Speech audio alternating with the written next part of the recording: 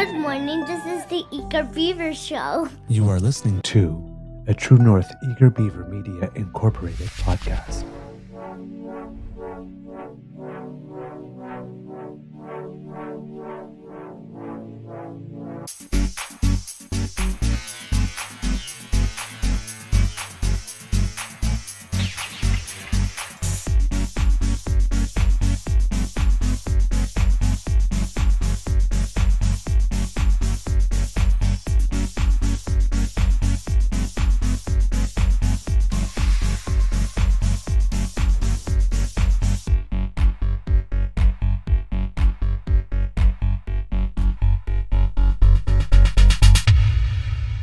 True North Eager Beaver podcasts are proudly brought to you by our founding sponsors, the Miss V Mysteries from Corvid Moon Publishing, your source for science fiction, fantasy, and cozy mysteries featuring a broad diversity of characters.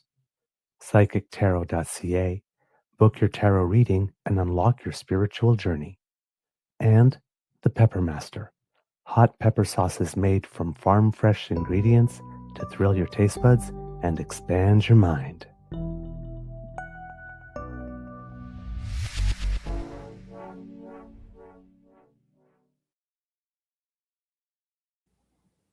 Well, good morning and hello, kids and cubs, and welcome to season 5 and episode number, I believe it is 866. Take a little look at that. Yes, it is, of the Daily Beaver Morning Show. Oh, Canada, always 100% Canadian. Today, recording day is, let's take a look at this, Wednesday, March 18th, 2026. And it is I think it's going to be a nice day here at the Beaver Lodge. I think I see some blue sky, but it's not bright blue. It's a little light today. I'm your host, the Eager Beaver, pronouns he, him, hey, Mr. Beaver, eh? And not with me, as usual, is my good friend, Mr. Grizzly.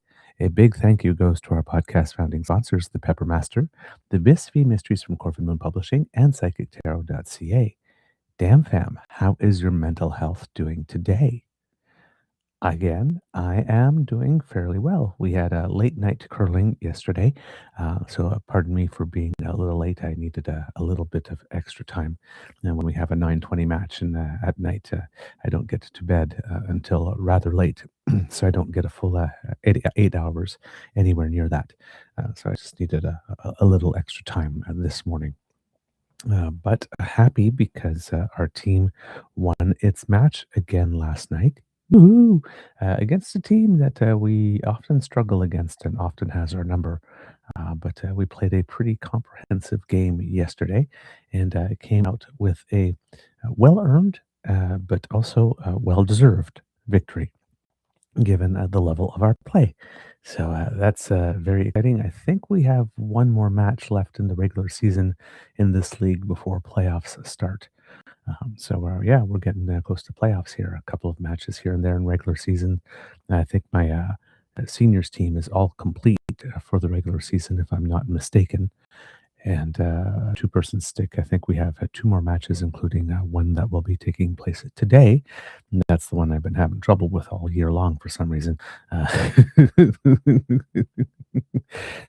And all the other leagues, I can blame it on my shoes that I've gotten so much better and that we're having so much success. But it hasn't translated to two-person stick because I don't slide, so the shoes are not particularly helpful. For some reason, I have just not been very good at finding the target this year.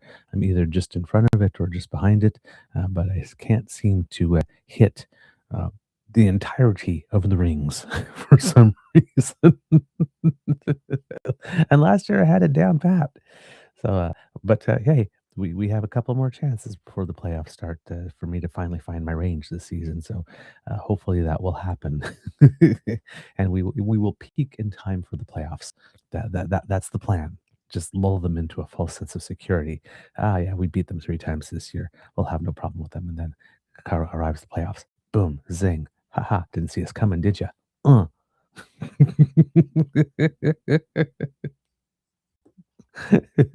I also have backup singers in my imagination, so, you know. Mm. Oh, man. Okay. Well, hey, let's get into it because we definitely have some news. And for some reason, I keep going fuzzy today. I don't know what that is. I started fuzzy and then I changed the camera settings so that I would not go fuzzy again to a lower definition. Um, let's see if this works for the rest of the day. Maybe it's because I did that hand gesture that confused the camera there. Let's see if we can get me back to my regular clarity. There we go. All right. We have lots of news for you today. The sort of common theme is interventions or lack thereof. So we are going to talk about, if we have time, so some various ways of either intervening or intervening in things uh, today. We are going to talk, of course, defense and what's going on in Iran. The defense minister had an announcement yesterday and took some questions and had an opportunity to clarify our position with regard to participation in Iran. We might hear a little bit from Andrew Leslie, a former military person as well, and a former member of uh, the government, I think, back in the time when he was an MP for the brief stint. It's also budget time in New Brunswick, I think, yesterday, and in Quebec today. So we'll talk a little bit about that. Some kids brought it to my attention the other day, but it seems that there are, in addition to what was brought to my attention, some developments in the investigation into the Quebec Liberal Party's leadership race, the one that led to Pablo Rodriguez having to step down because allegations of brownies or $100 bills being given in order to buy votes. So there is some, or to get people to sign on at least. There is some developments on that, so we'll touch on that. And of course, we also have some cases to talk about where the federal government has been asked to intervene in some Supreme Court cases. And of course, um, an old friend, and I use the term lightly, is decided that they are going to intervene in yet another election. And then, of course, if there is time, the leader of the opposition decided to intervene in Oliver's St. Patrick's Day with a message that he probably just shouldn't have at all. And if we have time to fit a couple more things in, hey, we will. But we got a lot on the plate already. Um, Speaking about Iran, of course, because it's the big thing out there, Defense Minister David McGuinty was at a site yesterday that produces military equipment to talk about our um, support of Ukraine in particular. And of course, a question and answer period came along, and there was an opportunity for him to speak of and speak to certain questions that have been on Canadians' minds or that have been brought up by the opposition with regards to how it is we are prosecuting or not, uh, the war in Iran because we're not part of it in any way, but there keeps on being allegations that that the prime minister either initially supported it or that we might be intervening or things can't be ruled out. So over the past couple of days, there's been a lot more clarity in terms of the fact that we have not been consulted about this war, and we will not be participating in any way, shape, or form in an offensive capacity. Of course, the door is always open, as has been reiterated over the past few days, to help allies should they need it. Article 5, NATO. If any of our NATO allies are in danger, if any of our Gulf state partners are in danger, if there are Indian interests that we have to take care of, the consequences of the war may result in the fact that we have to participate in some way. But if we do, it seems to be pretty clear by now, to everybody, unless they are listening in bad faith, that we will not be participating on the side of Operation Epstein. I mean, epic fury in support of Israel or the United States. It would be in defense of other NATO partners, some Gulf partners, or of Canadians on the ground or Canadian interests on the ground, and pretty much nothing else. So we're going to go to the announcement that Mr. McGuinty had. We'll talk, and here he's going to give us a little bit of detail, a recap on some of the stuff that we have done for Ukraine over the last bit, and then talk a little bit about the defense industrial strategy. And I'm bringing you this information because I don't think we covered the unveiling of that news when it happened. So this will give us a little primer on it.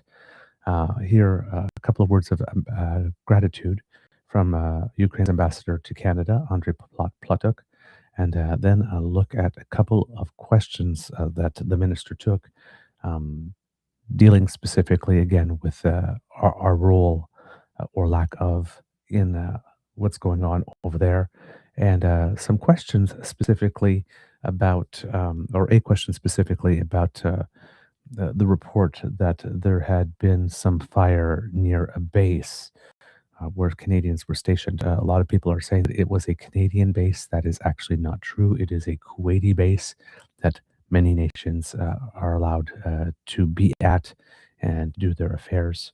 We are not the only ones there, of course.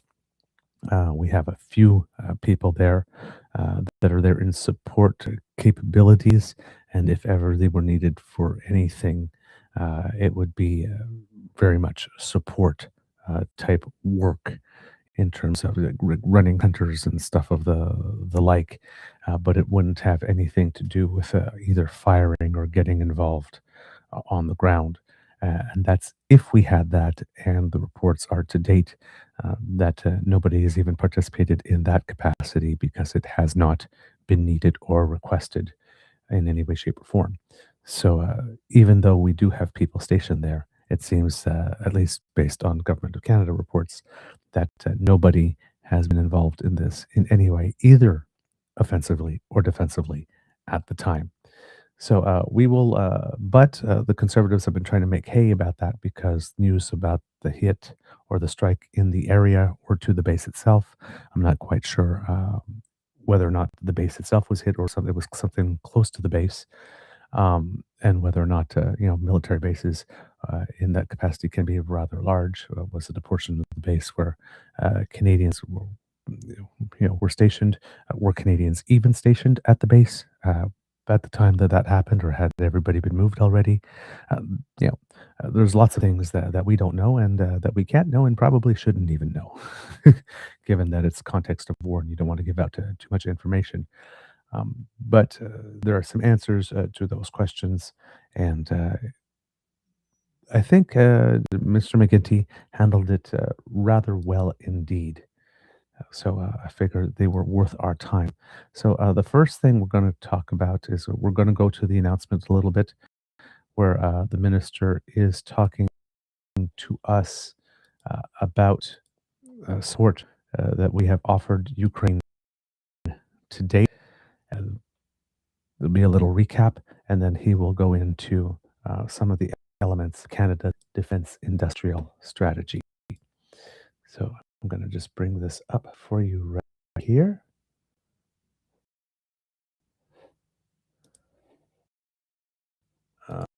All right.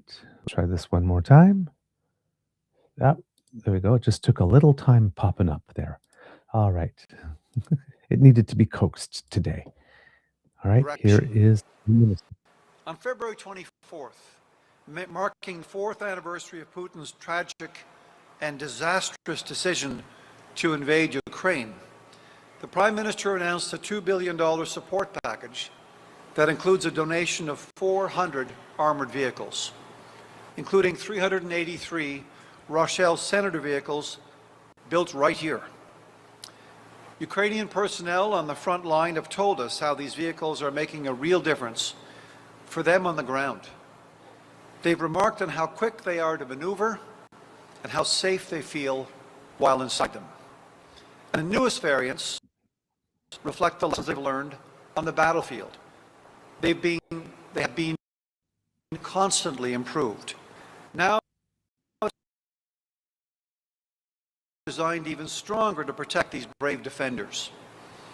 Of the 383 vehicles Prime Minister Carney announced, 228 of them are mine-resistant ambush variants. 100 are medical evacuation vehicles, and 55 are the command variant. This builds on Canada's previous donations, including 200 Rochelle vehicles in 2023 and the first 8 in 2022. Today, Ukraine operates a total fleet of roughly 1,700 Rochelles, supplied by Canada, allies including the United States and the Czech Republic, and through Ukraine's own direct purchases. That's an extraordinary contribution by a Canadian company. Since the beginning of this war, you have moved quickly to mass-produce the Senator, and in doing so, you've quietly reinforced Canada's reputation as a reliable ally and a reliable producer of high-quality defence equipment. This reputation is one of the many reasons we are renewing its focus on strengthening our defence industrial base, as laid out in our new defence industrial strategy. This strategy is all about ensuring that Canada develops and sustains the sovereign capabilities we need to protect our country, support our armed forces, and stand with our allies. It will guide investments in critical areas, including land systems, shipbuilding, critical minerals, and emerging technologies, while helping Canadian companies scale up and compete and win globally. Over the next 10 years, we expect the strategy to generate 125,000 new jobs across Canada and increase defence industry revenues by more than 240%. The defence industrial strategy will increase defence exports by 50%, raise the share of defence contracts awarded to Canadian firms to 70%, and boost government investment in defence-related research and development by 85%, among other transformative changes to Canada's defence sector.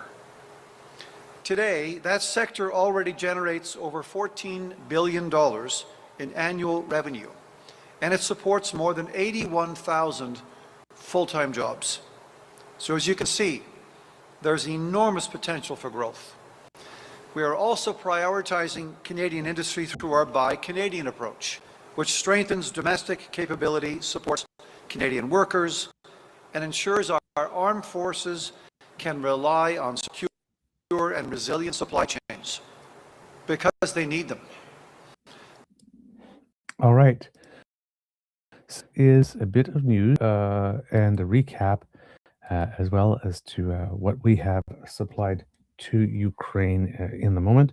As you can see, it is a rather sizable contribution to begin with. And of course, when we're talking about the defense, industrial defense strategy as well, you can see the scope of it, or you can hear, I guess, the scope of it when he's talked about it here. We're about to, again, hear that it says in the Peel region alone, $383 million annually, which goes to support the Canadian Armed Forces.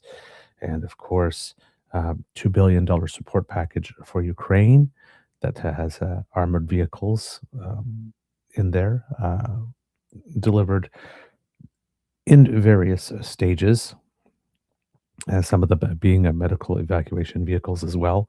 So all of that is important. And then, of course, when we get to the defense strategy, we're talking about 125,000 new jobs across Canada, increased defense industry revenue by more than 240%, and increased goal to increase defense exports by 50%, of course. And,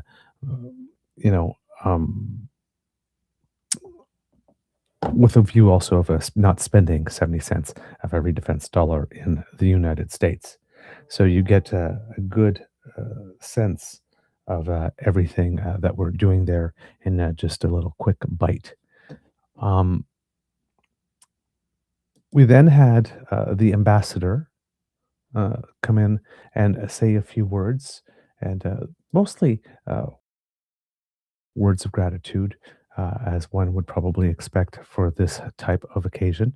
Uh, but given that we very rarely have an opportunity to hear him, I figured it was just a good opportunity because, as you know, in the sort of anti-everything movement, there's a particular anti-Ukraine push, and at least south of us, I'm not sure if there's been any demonstration of that here in our country. Uh, there is uh, a feeling, well, conveniently, there is a feeling that Ukraine hasn't been grateful enough in some ways. So, just in case anybody is feeling that here, uh, here's a little bit of a Ukrainian showing that they are indeed grateful. And your contributions to Canada. It's my privilege to pass the podium over to a leader whose commitment and clarity continue to shape meaningful dialogue. Ambassador Andriy Plahotniuk, thank you very much for joining us here today, sir. The microphone is yours.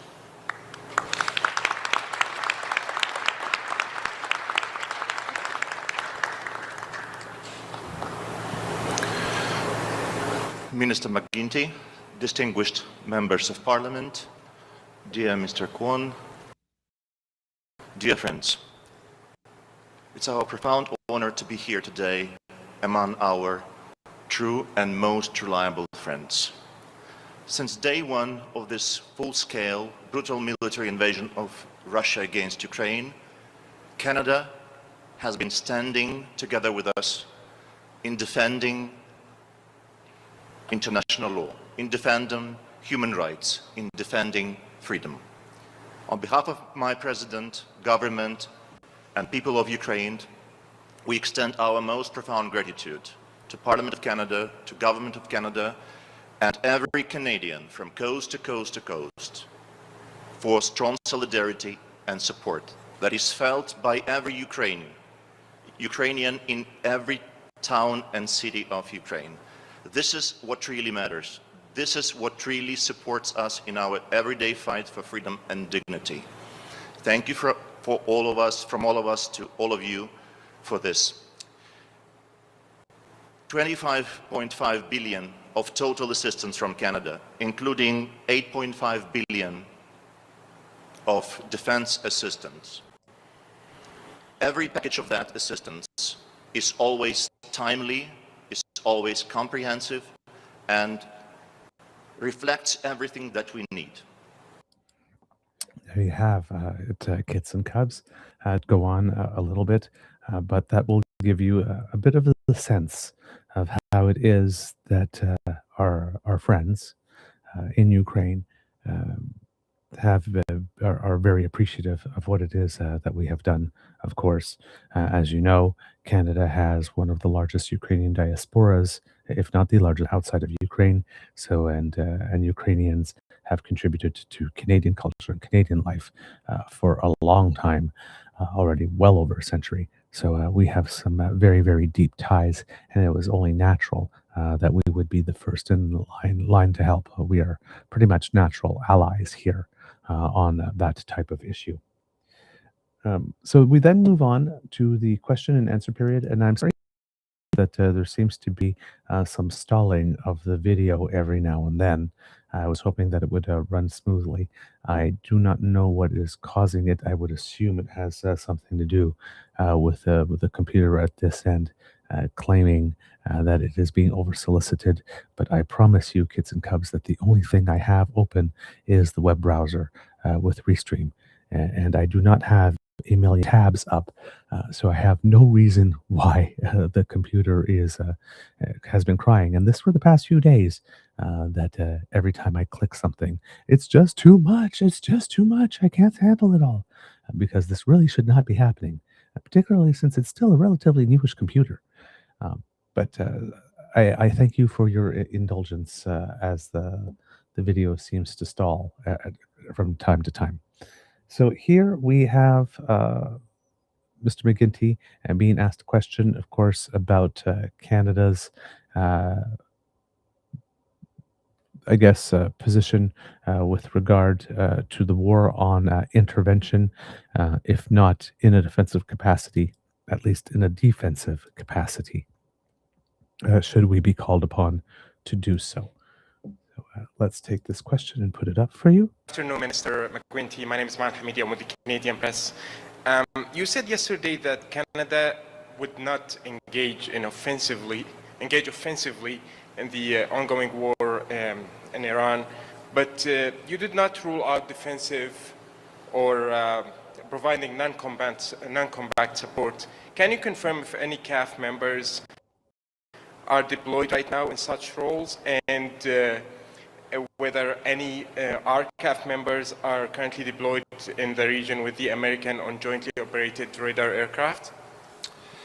So let me be really clear on this, because it's important, very important for Canadians to understand. Generally, we have CAF members deployed in the Middle East, different settings, different roles, different purposes. But it's very clear, very important for Canadians to understand. Canada was not consulted before this conflict began. Canada has not participated in this conflict, and Canada has no intention of doing so. Clearly, beyond that, the Prime Minister was also clear yesterday in indicating it is time now for basically an opportunity to pursue dialogue and to look for, hopefully, a cessation of the hostilities. We have members of the CAF in the region. They are not involved in the prosecution of this war. I am not in a position to reveal any more information than that for security reasons. It's very important that we, first of all, focus on Canadians in the region who want to leave that region. Secondly, it's very important for me as Minister of Defence to make sure that we protect, that we keep our forces out of harm's way. They are not engaged in the prosecution of this war. So Minister McGuinty being relatively firm here about Canadians not being involved in the prosecution of the war, and of course there having been some information that he cannot share for security reasons. The next question here is with regard to the incident at the base in Kuwait specifically. Thank you. I just want to follow up on a related topic. The Conservatives are accusing your government of being too secretive for not notifying the public that the Canada base camp at the Kuwait air base was apparently struck by a missile. What's your response to the Conservatives' argument that our allies are openly disclosing such information while in daily briefings, actually, while we would not, your government would not be open to do so? Yeah. With all due respect to my colleagues in the Conservative Party, we will take our lead from the operational experts in the Canadian Armed Forces, who have a policy of being very careful about the security of our Canadian Armed Forces on the ground. I think it's up to the Conservative Party to explain why they might want to pursue information or reveal information that might compromise that security. And dare I go one step further, I think if Mr. Poilievre had the requisite security clearance, he might get a briefing that would indicate otherwise, and he might actually change his perspective. Ooh, damn. Oh, snap. Yeah. So there's a response for you. Really interesting response here. First of all, stating the overall policy with regard to this, and then, of course, flipping the tables on the Conservatives, asking why it is they would want this information to be public, information that could endanger people. And that's a question we can ask the Conservatives about a lot of things, actually, when they keep on saying, why is he hiding? Why is he hiding? Often it's with things having to do uh, uh, with situations in which what the Conservatives ask for would involve revealing sources and methods and things of the like, and thus putting people in danger. So flipping the script and flipping the table on the Conservatives and making the question about why it is that they keep on demanding that information be released publicly that would put people in danger. And of course, then pointing out that if the leader of the opposition had a security clearance, that he might have information that would make it such that he would know better than to use this as a political tactic or try to get some political leverage out of this particular situation. Speaking of which, kits and cubs, if you would like to, if you believe that what the minister said is a good thing, there is a petition out there where you can sign it and get your friends and family to sign it. That's we're going to do a little democracy, something that you do a little early here in the show, and put out the link for it. It's Our Commons petition, a House of Commons petition sponsored by Bruce Fanjoy, the man who campaigned very hard in order to make sure that Pierre Poilievre did not win his seat in Carleton. He is sponsoring this petition, and it is a petition that calls upon the House of Commons to require all federal party leaders to obtain and maintain top secret security clearance to ensure they are fully informed of threats to Canada's national security and able to act decisively to protect Canadians and our democracy. And if I might make a personal editorial addition there, ensure that they have, by having this top secret security clearance and the information that comes with it, not taking public positions on very, very sensitive files that would request that we do something that put fellow Canadians in danger and therefore not being able to mislead Canadians that certain things are just simple. We can just release that information without any consideration whatsoever, other than the public's right to know. Maybe.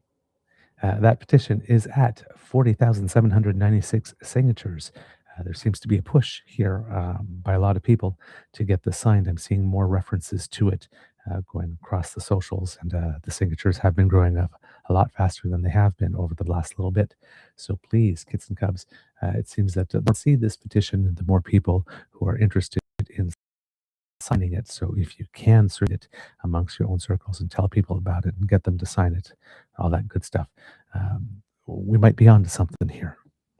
So yes, David McGuinty serving it up here and given a couple of smacks. Hopefully, the mainly conservative press in Canada will take that and run to the Poilievre camp with the rolled up newspaper and bop him on the nose a couple of times and ask him why it is that he wants sensitive information to be released, and why it is, even given everything that's going on in Iran, while the Conservatives claim to be able to tell us how many IRGC officers are on the ground in Canada, again, without the security information, that information in the first place, which means they're just making maybe given that he seems to want to use this information or refer to information that would be or should be kept secret, maybe he would actually like to know the information that actually is secret. Maybe, perhaps. Or, maybe he's just too lazy and doesn't want to do the work. Or then again, maybe he's got something to hide. The more he resists, the more it looks like he fears that he could not pass that test if he had to submit to it. Because there really is no good reason for someone who aspires to be the Prime Minister of this nation to not want access to that information, to not want to have the full picture. Unless, of course, he wants to send a signal to people around the world who would want to interfere in Canadian politics in ways that they should not, that he personally is open for business. Hey, hey, the whole world, everybody wants me to get the security clearance that I'm making a big deal of not getting. If you're looking for someone on the inside, I'm your guy. Maybe that's what he wants to signal. Who knows? I'm just speculating, merely asking questions. It's amazing how merely asking questions works pretty well. It goes both ways. Maybe I should ask more questions. Nah, we're not that kind of show. Mr. McGuinty, the Minister McGuinty, was also asked a question about something that we discussed on yesterday's show, the money for the Canadian spaceports, because we seem to be wanting to be a little more involved in space, particularly when it comes to low Earth orbit satellite technology. And so, yeah, I'm guessing that it was probably the industry minister, Melanie Joly, who made the announcement originally. So this is the press's first opportunity to ask the Minister of Defense specifically about that, because the low Earth orbit satellites, yes, they're being put up in space communications purpose and to ensure that there's broadband internet from coast to coast to coast, particularly in the north and rural regions. But it was also stated that there could be some NATO or NORAD applications with regard as a result of the fact that they would be launched. So let's look at what the Minister of Defense has to say on such matters. And for the announcement here today, 338 of these senators being shipped to Ukraine. You also made an announcement about the spaceport yesterday. I'm just wondering how this fits into the broader picture, trying to reach that, whatever it is, 3.5% of GDP NATO target. Where are we on our defense spending commitments, and how does this fit in? Fully intend to meet our 2% defense spend in the next 2 weeks, by March 31st. I'll have more news to say about that in a few weeks. Look, I think what it indicates, what today indicates, and what yesterday's space announcement indicates, is that our defense industrial strategy is well-timed. We've worked very hard to craft one that fills or finds opportunities that are open to us. One of the 10 key areas we identified in that defense industrial strategy was space. We know that what's occurring in space now is serious. We want to make sure that Canada has sovereign capabilities, isn't depending on others. For example, we know that about 20% of the Canadian economy every day depends on satellites. Whether you're ordering food to your house, ordering off a website, doing online banking, trading in a stock market, or otherwise, we are very dependent on satellites. So we want to make sure that Canada acquires more of its own sovereign ability to have our own and to launch our own, which is why we are investing in a launch pad with up to 6 pads in Nova Scotia. It also will meet a major global opportunity.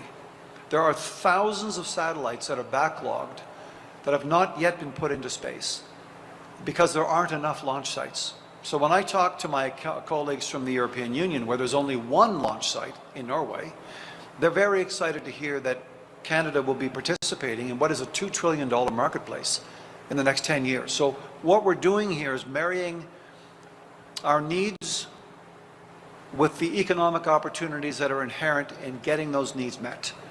And so yesterday's announcement, $200 million over 10 years, was very much about creating those capabilities. It's not that we're getting back into the space business. We've been in the space business for some time. It's just that we're being more strategic about the opportunity. So we're very hopeful as we move along on the defense industrial strategy, Peter, in this and other areas, it will give rise to, like I said, 125,000 new jobs, major increases in exports. That's one of the reasons why we signed on to the SAFE agreement in Europe. We're the only non-European country to have been able to join so far, which gives us access to all kinds of procurement opportunities, including in space. So this is a very important moment as we align factors in Canada to give rise to new defense industrial activities while meeting our needs. So there you go, kits and cubs. The defense minister talking about how the spaceport program integrates with the defense industrial strategy here. And the minister pointing out to a backlog as well, stating that it wouldn't only be good for us in terms of our own objectives in space, but that we would be able, there's I guess, a money making or profit making opportunity here as well with helping other nations get their projects up into space as well, particularly given the backlog and perhaps given the fact that many nations probably would not trust putting that in the hands of the United States as much today as they would have 2, 3 years ago. Reputation, when you suddenly develop a bad one, um, people start turning to other people for things that are a little more critical. Funny how that happens. Doesn't take long to break and shatter trust. So the Minister of Defense was asked one more question about a very interesting development in the United States. There's a gentleman there named Joe Kent, who was, and I say past tense, the director of the National Counterterrorism Center, because yesterday he resigned. He resigned in principle, on principle. He posted a tweet. After much reflection, I have decided to resign from my position as director of the National Counterterrorism Center, effective today. I cannot in good conscience support the ongoing war in Iran. Iran posed no imminent threat to our nation, and it is clear we started this war due to pressure from Israel and its powerful American lobby. It's been an honor serving under POTUS and Tulsi Gabbard, not sure what DNI is, Director of National Intelligence. Yeah, there we go. And leading the professionals at the NCTC, the National Counterterrorism Center. May God bless America. And his full letter of resignation states here, President Trump, after much reflection, I've decided to resign from my position as director of the National Counterterrorism Center effective today. He mentions again the sentence about not, in good conscience, not being able to support the ongoing war in Iran because Iran posed no imminent threat to the nation, and it was clear that we started this war due to pressure from Israel and its powerful American lobby. I support the values and the foreign policies that you campaigned on in 2016, 2020, 2024, which you enacted in your first term. Until June of 2025, you understood that the wars in the Middle East were a trap that robbed Americans of the precious lives of our patriots and depleted the wealth and prosperity of our nation. In your first administration, you understood better than any modern president how to decisively apply military power without getting us drawn into never-ending wars. You demonstrated this by killing Qasem Soleimani and by defeating ISIS. Oh, okay. That's laying it on a little thick there. Early in this administration, high-ranking Israeli officials and influential members of the American media deployed a misinformation campaign that wholly undermined your America First platform and sowed pro-war sentiments to encourage a war with Iran. This echo chamber was used to deceive you into believing that Iran posed an imminent threat to the United States and that you should strike now. There was a clear path to a swift victory. This was a lie and is the same tactic the Israelis used to draw us into the disastrous Iraq war that cost our nation the lives of thousands of our best men and women. We cannot make this mistake again. As a veteran who deployed to combat, who lost my beloved wife Shannon in a war manufactured by Israel, I cannot support sending the next generation off to fight and die in a war that serves no benefit to the American people, nor justifies the costs of American lives. I pray that you will reflect upon what you are doing in Iran and who we are doing it for. The time for bold action is now. You can reverse course and chart a new path for our nation, or you can allow us to slip further towards decline and chaos. You hold the cards. There's a little dig. It was an honor to serve in your administration and to serve our great nation. Signed, Joseph Kent, Director, National Counterterrorism Center. So this is a guy who clearly was a Trump supporter. Right? I support the values and the foreign policies you campaigned on 2016, 2020, 2024. Even blows smoke up Trump's butt, claiming that he is the one who defeated ISIS. Yeah, I think we know that that's not true. And he cannot continue on as the director of the National Counterterrorism Center. So that was a rather big bombshell that exploded yesterday, and our minister was asked about his thoughts on that. Now, of course, this is the type of situation that demands a very diplomatic answer. Because if you turn around and say something like, "Well, damn, of course he did. That thing's a shit show," um, you might be getting a phone call from a once ally. Well, so here we watch Mr. McGuinty, the defense minister, very deftly respond to the question while sidestepping any major controversy that could be there. Because a question like that, even though it is a legitimate question, it can also be a trap. It's not a gotcha question, but it's a question that can get you. I have a question about, it's Peter Armstrong from CBC. I have a question about the announcement, but just to follow up on my colleague. One of the administration's top counterterrorism experts has resigned in the United States today, saying that he did not believe that Iran posed a threat to the United States. What is your reaction to that? And I think more importantly, what does it tell us about Canada's decision to stay out of this? Can't really comment on the goings-on internally in a sovereign state like the United States. I'm not sure why the individual resigned. First I hear of it. Made a principled decision, I suppose. I don't know the details. Look, the United States is going to find its way forward on this with Israel.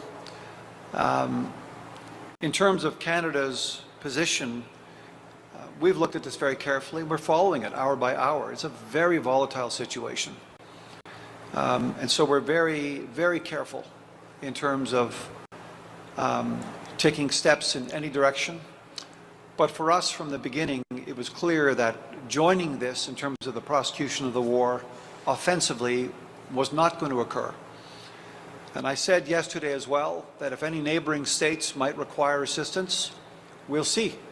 But we're going to watch this hour by hour, day by day, and we will govern ourselves accordingly. So there you go, Kits and Cubs. Very able and very deft step there. Nothing he said there was untrue, of course, which kind of helps when you have to diplomatically sidestep something and when you don't actually have to make something up. But yeah, not our circus. We have no comment. Of course, Donald Trump took this gentleman's statement, decided to omit a word, the word imminent, when he goes, Iran posed no imminent threat to our nation. Donald Trump removed the word imminent and said, well, I guess it's a good thing he's gone because if this guy says that Iran posed no threat to our nation, then he probably wasn't the right person for the job. He didn't say that Iran posed no threat. He said Iran didn't pose any imminent threat. All the words said matter, and only the words said matter. You can't go adding or removing a few of your own to make it something different. That's not what was said.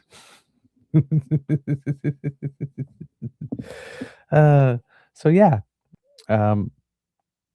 that's what we have going on with regard to that, Kits and Cubs.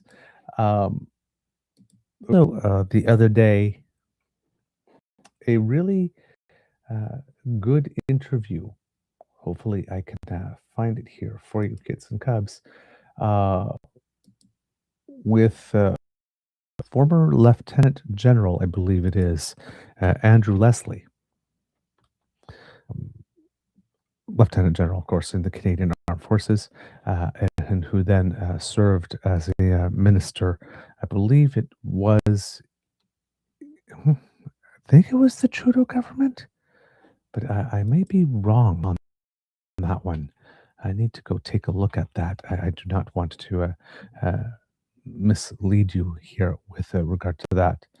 Um, let's see. He represented the riding of Orleans in the House of Commons from 2015 to 2019. So yes, indeed, under Justin Trudeau here.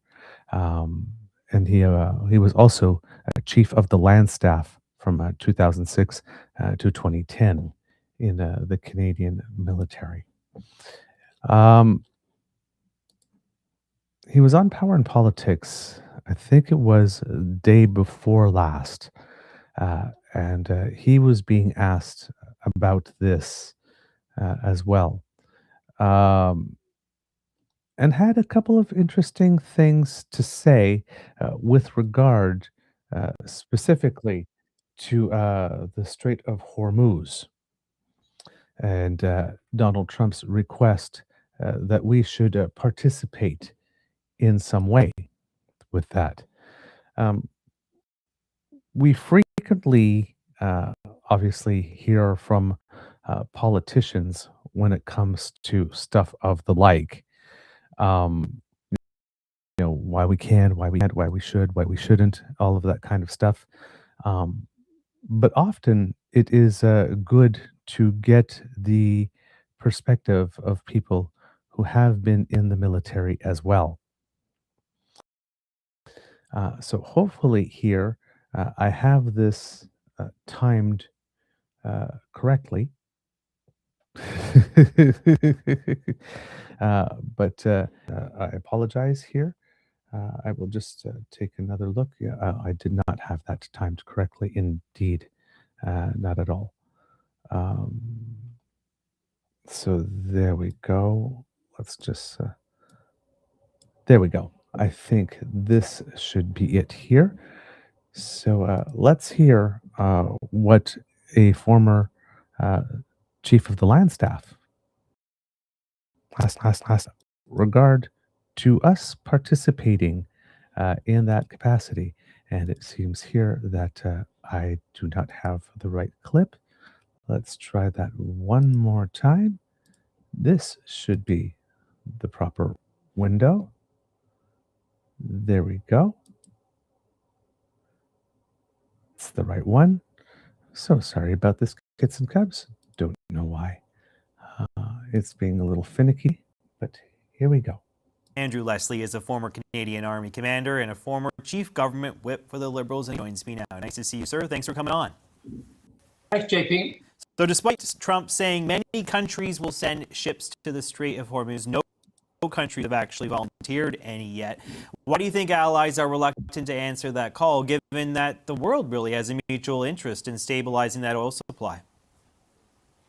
Well, stability is key. Having said all that, the level of strategic incoherence coming out of the White House, and specifically the President of the United States, is unsupportable. And I think it results in people trusting him. Why is he going after China, trying to get them, a geopolitical rival, not exactly his best friend? Why is he trying to get them involved in this, do you think? Well, Iran's largest trading partner is China, so they bear an enormous amount of influence over Iran in terms of day-to-day policies and the economy. Having said all that, China has, of course, most of its oil coming from that part of the world. And if anybody can sort of gently force contradiction in terms of, I think you know what I mean, the Iranians to let ships by, then it's probably the Chinese. You mentioned the incoherence of this whole war effort. Do you think Canada should be considering military involvement in any way to help secure these ships to get them through the Strait of Hormuz? Is that something that would be a prudent decision to make here in Ottawa for us to deploy military personnel to the region? I'm sorry to say no. I would strongly recommend that we stay as far away from that as is possible, mainly because let's just look at the track record of what the President of the United States has said of, to, and with Canada. So the belittling comments, the 51st state, the illogical tariff war, a variety of local issues, border security, which was inaccurate, and the list goes on. And recently, he did not consult with the government of Canada ahead of time vis-a-vis intentions with Iran. He gave no notice. And do we trust him to have our sailors' backs? Should we deploy our warships there and they get into trouble? And there you go, Gets and Cubs. Former Chief of Land Staff telling us that we should stay far away from this war. To paraphrase, it's a hot mess. And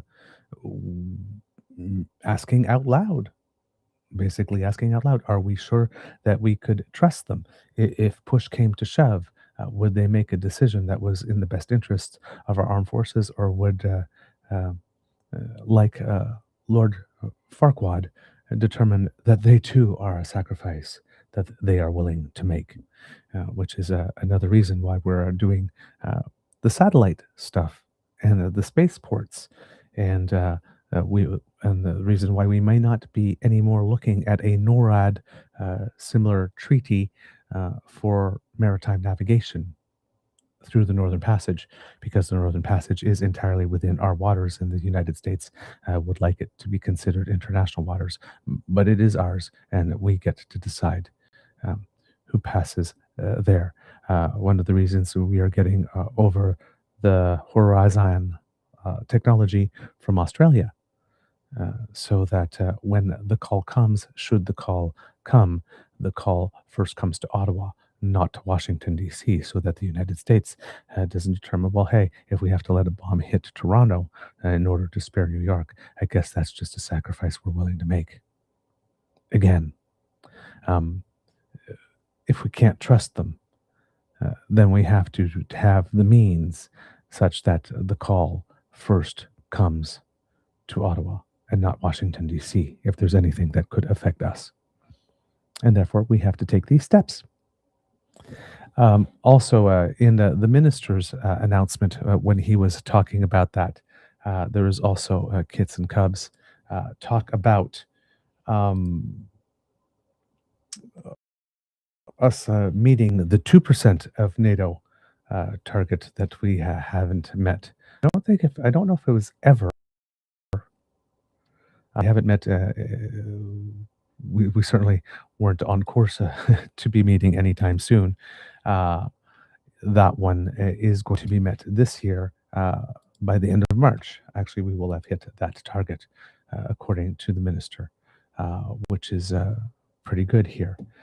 There's also some news from the Globe and Mail that we are going to be spending about $1.4 billion to ramp up Canada's capacity to produce artillery, explosives, and ammunition. And I was hoping to bring it up, but cannot find it. So let me just take a look here. I'm going to make another look here. I think the article is behind paywall, but let's see if I can find a way to it here. Nope, not seeing it at the moment. All right. Nope, doesn't want it to come up for us today. So hopefully it will be available later on, and we'll be able to bring it to you. But that is another major decision that we have made here, and very surprised that we cannot access this information. Let me see if I can find it just on the CBC instead of the Globe and Mail. Yep, just don't see it here for some reason. That seems like it would be a really big deal. So I'm not exactly sure why that information. But yes, according to the Globe and Mail, $1.4 billion to ramp up domestic ammunition production capacity is being invested, and was recently announced. Let's see here. No, nothing in there as well. Yeah, that's a shame. That information on this. Oh, wait a minute. There might be something here on national news, and the computer is just not cooperating today. Being very, very, very slow. Right, and yeah, there we go. Let's give it to us. So yeah, I can't find anything. Everything's coming. Pippa Norman at the Globe and Mail, and hopefully, eventually, it will become available. My computer has decided to proceed at a snail's pace now for some reason. I'm so sorry for this, kids. Everything that I'm clicking is getting the spinning wheel of enduring patience, which should not be happening, but it is. And again, I do not understand why, because there is nothing open that should be slowing down the computer. And yet, not getting any help here. All right, I'll have to move on to the next subject because clearly this does not look like it's going to happen for us today here. The computer has said no. Okay, I'll just try one more avenue. There it is. Got it. Well, hey, persistence pays off. Ottawa is spending $1.4 billion to bolster Canada's domestic ammunition production capacity through the establishment of new facilities to manufacture supplies such as artillery shells and nitrocellulose, a compound used in a range of military munitions. Defence Minister David McGuinty said the funds will be divided between two companies, IMT Precision, based in Ingersoll, Ontario, and General Dynamics Ordnance and Tactical Systems Canada in Repentigny, Quebec, a subsidiary of the U.S. Defense Company. Both companies are part of Canada's munitions supply program, which was created in the 1970s and protects producers from competition. The federal government is making the investment under its new Canadian Defence Industry Resilience Program, which it announced in February as part of its $6.6 billion defence industrial strategy. The funding announced Wednesday is included in that total. The program is meant to provide targeted support to Canadian businesses to increase production of specific defence-related goods. To start, Ottawa is focused on strengthening Canada's ammunition and explosives sector with goals such as beginning nitrocellulose production in 2029. Quote, we intend to first look after ourselves, make sure that we have what we need, then produce enough to be able to use it in a North American context, and then we'll be able to provide allied ammunition needs as well across NATO, Mr. McGuinty said in an interview. Canada is quickly ramping up its defense spending, focused on high-priority sectors such as drones, ammunition, and space technologies, as part of its goal to spend 5% of gross domestic product on defense by 2035. It's also one of dozens of NATO members looking to ramp up its ammunition production after seeing how quickly supplies have been depleted in Ukraine and wanting to secure domestic access to the critical wartime supply chain. Canada does not currently produce nitrocellulose and has long relied on foreign suppliers for the compound. Quote, many of the suppliers, including China, we don't want to purchase from. We don't want to be dependent on, Mr. McGuinty said. And so that, plus sanctions in some cases, in terms of being able to actually get nitrocellulose, it's very important for us to be able to create what we need for ourselves. General Dynamics will spearhead nitrocellulose production in Canada using a $355.7 million investment from the federal government. Per a contribution agreement between the company and the government, this money will support the construction of a new factory. Within 3 to 4 years, the factory should reach full capacity, producing between 3,400 and 8,800 tons of nitrocellulose annually, depending on the grade, Mr. McKinney said. The U.S. subsidiary will also receive additional funding as part of the total $1.4 billion investment and per contribution agreements. Ottawa will give General Dynamics up to $642 million to build a new manufacturing facility dedicated to loading, assembling, and packing NATO standard 155mm high explosive projectiles, such as those used in howitzers. It will also provide up to $57.9 million to establish Canada's first facility capable of loading, assembling, and packing M231-232 charges, a type of propelling charges also used in 155mm artillery. By 2025, General Dynamics facilities should be able to process 12,744 projectiles annually. By 2029, the goal is to scale up to 12,000 per month. Jeez. In Ingersoll, IMT Precision will receive a $305.4 million direct investment, also per a contribution agreement with Ottawa, to manufacture the empty metal shells used in 155mm artillery.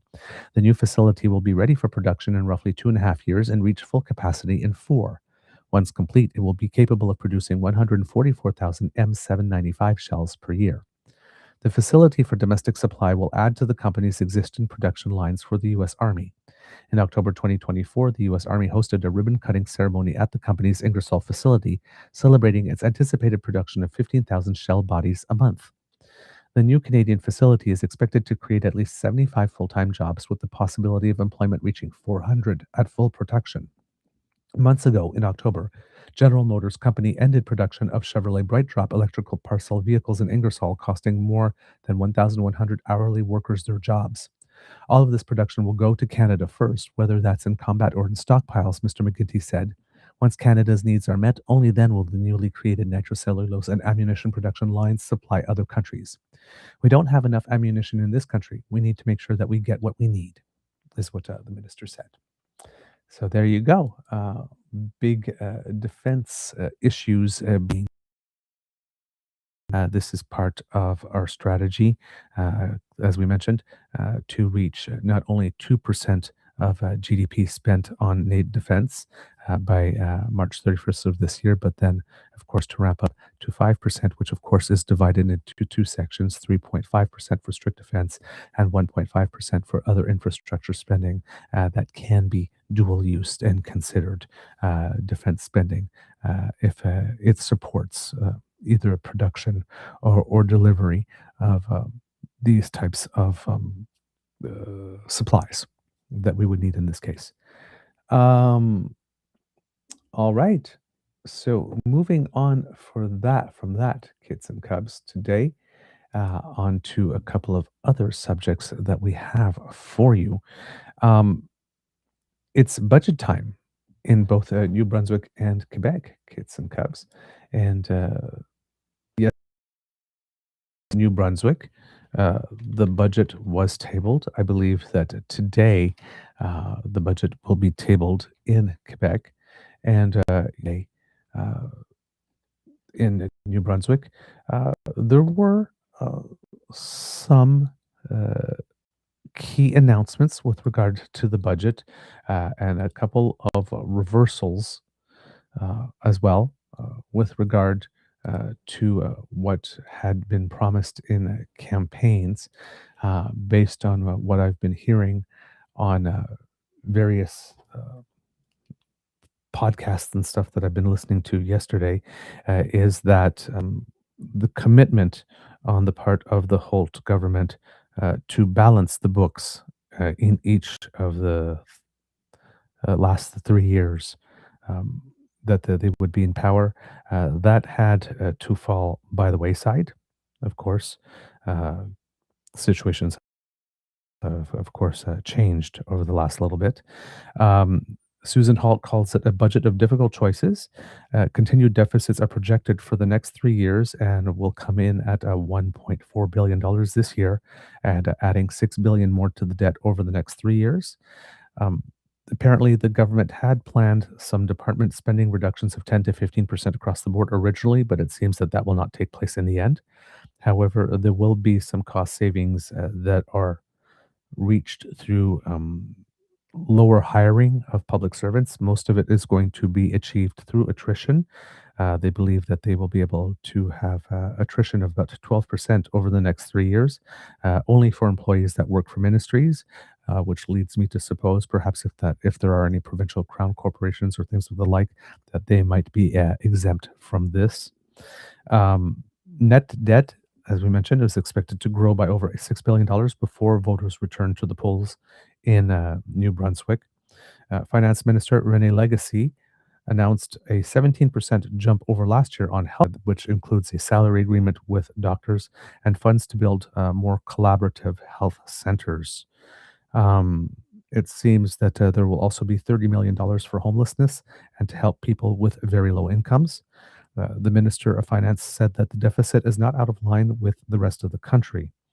Um, Again, in addition to the plan to reduce the size of the civil service, mainly through attrition, it looks like that there will be some uh, transfers of ownerships of some heritage properties that will lead the government to have less expenses, and the introduction of a toll booth for non-New Brunswick vehicles along the Nova Scotia border, and there might be a freeze on public financing for colleges and universities. So those were the highlights that I were able to pick up. Um, there may be other things here, of course, with regard to Farley of CBC News. It seems that there will be an increase in money spent for tourism, but a few individual sites have ended up on a list. La province spent $87.8 million on tourism, and under the new budget, 92.8 is budgeted. A new release from Tourism Industry Association President Ginette Doiron commended the budget. Quote, for the association, which represents the voice of New Brunswick's tourism operators, this budget marks a clear recognition of tourism's economic importance across all regions of the province. But while the budget overall grew for tourism, a memo distributed to reporters from the province said that 10 underutilized provincially owned tourism and heritage sites that saw under 5,000 annual visitors would be divested. The sites that will not this year are the Bonar Law Provincial Heritage Place in Rexton, Sheriff Andrews House in St. Andrews, Provincial Heritage Place in Doketown, the Antique Automobile Museum in Edmundston, and North Lake Provincial Park in Lakeland Ridges. Also on the list is the McDonald Farm near Miramichi, which already did not open last year after the group operating it said it had not received enough funds from the province. Lakeland Ridges Mayor Leonard Foster said he was caught by surprise at the decision to close North Lake, especially since it just opened in 2022. Quote, when they're faced with cuts, I don't think that little parks cost a lot to operate, Foster said. It's not a sandy beach like you would get down, say, on PEI or whatever, but it's a lovely beach, especially since they brought a bunch of sand and made the shoreline part of it quite nice, he said. The park lies on a remote stretch of the U.S. border between Woodstock and Macadam. Aside from a number of campsites, Partners for Youth, an organization that provides programs for at-risk youth, has held camps in the area. For a place called Lakeland Ridges, we're surrounded by lakes, but there's few to no public beaches, Foster said. There's going to be cuts and that sort of thing. I just didn't quite realize that a little park like over here in North Lake would be affected. Also included on the list are 4 provincial parks that will remain open this season while transition discussions take place. Those parks are Val-Comeau in Tracadie, Anchorage on Grand Manan, Oak Bay near St. Stephen, and Cape Enrage, which is between Alma and Riverside Albert. Oh no, I've been to Cape Enrage. It's an absolutely wonderful place. I hope they, oh no, don't close Cape Enrage. That's absolutely wonderful place. Grand Manan Mayor Bonnie Morris was also surprised that Anchorage made the list. She said Anchorage, which is run by the Boys and Girls Club of Grand Manan, has the island's only accessible boardwalk. And so to think that the community has put all this money into developing something that we thought was going to be around for years and generations to come, but now we find out might be privatized, Morse said. It's a bit hard to take, I have to say. Because the park will still be open this summer, Morse said that gives the community time to discuss and find ways to support the operator to keep the park open to the public. With seaside views, camping, and even a herd of wild bunnies, Morse said the park is popular with locals and tourists. Janet Clouston, the board vice president for the Association Heritage New Brunswick, said the association will, quote, roll up our sleeves to work with the affected sites to find solutions, such as keeping the sites open through community groups instead. Quote, these are small communities, she said. They rely heavily on for their economic development, and these museums and heritage sites are part of economic development. Clouston said she understands that governments have to make hard decisions about funding, but she said the budget for tourism is already small to begin with. Quote, there's not much fat on the bone, as the expression goes, you know. There's not much trimming that can happen. Healthcare also received a boost in funding, going from spending just over $4 billion to a budgeted $4.8 billion in Tuesday's release. We haven't seen that in many years, says Paula Doucette, president of the New Brunswick's Nurses Union. The details will be important to further increase will help healthcare, she said. Doucette said the province has been behind spending in healthcare for years and needed to catch up. With the bonuses for nurses ending, Doucette said the union is now focused on making working conditions better. Quote, we were the lowest paid in Canada, and in order to be competitive with other jurisdictions and other provinces, investments had to happen. The Department of Social Development also saw from 1.8 billion spent to 2 billion budgeted for this year. Cecile Casista, executive director of the Coalition for Seniors and Nursing Home Residents' Rights, said although she would have liked to see the long-term care plan released before the budget, quote, there is some comfort at this point in time. Casista said the industry was hoping for short-term funds and the budget took a more long-term approach to spending. Quote, so it's really difficult to comment at this point, but certainly I'm hoping that it's going to be positive and show the work of the community, she said. Pardon me, kids and cubs. I have to have a little something stuck there. So hold on while I turn on the cough button so you don't have to hear it. And again, the computer is being painfully slow.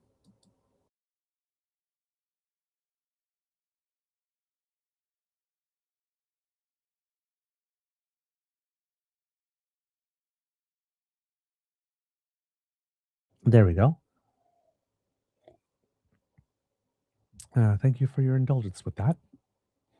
All right, let's see what else do we have here about the new budget in New Brunswick. Come on, computer.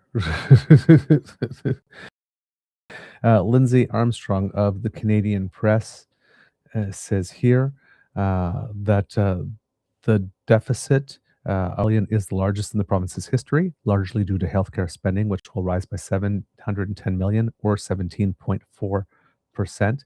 The finance minister, René Legacy, says that healthcare was the centerpiece of the budget. It was also the centerpiece of the Liberals' campaign, so this is not surprising. Very fairly consistent on that which they campaigned.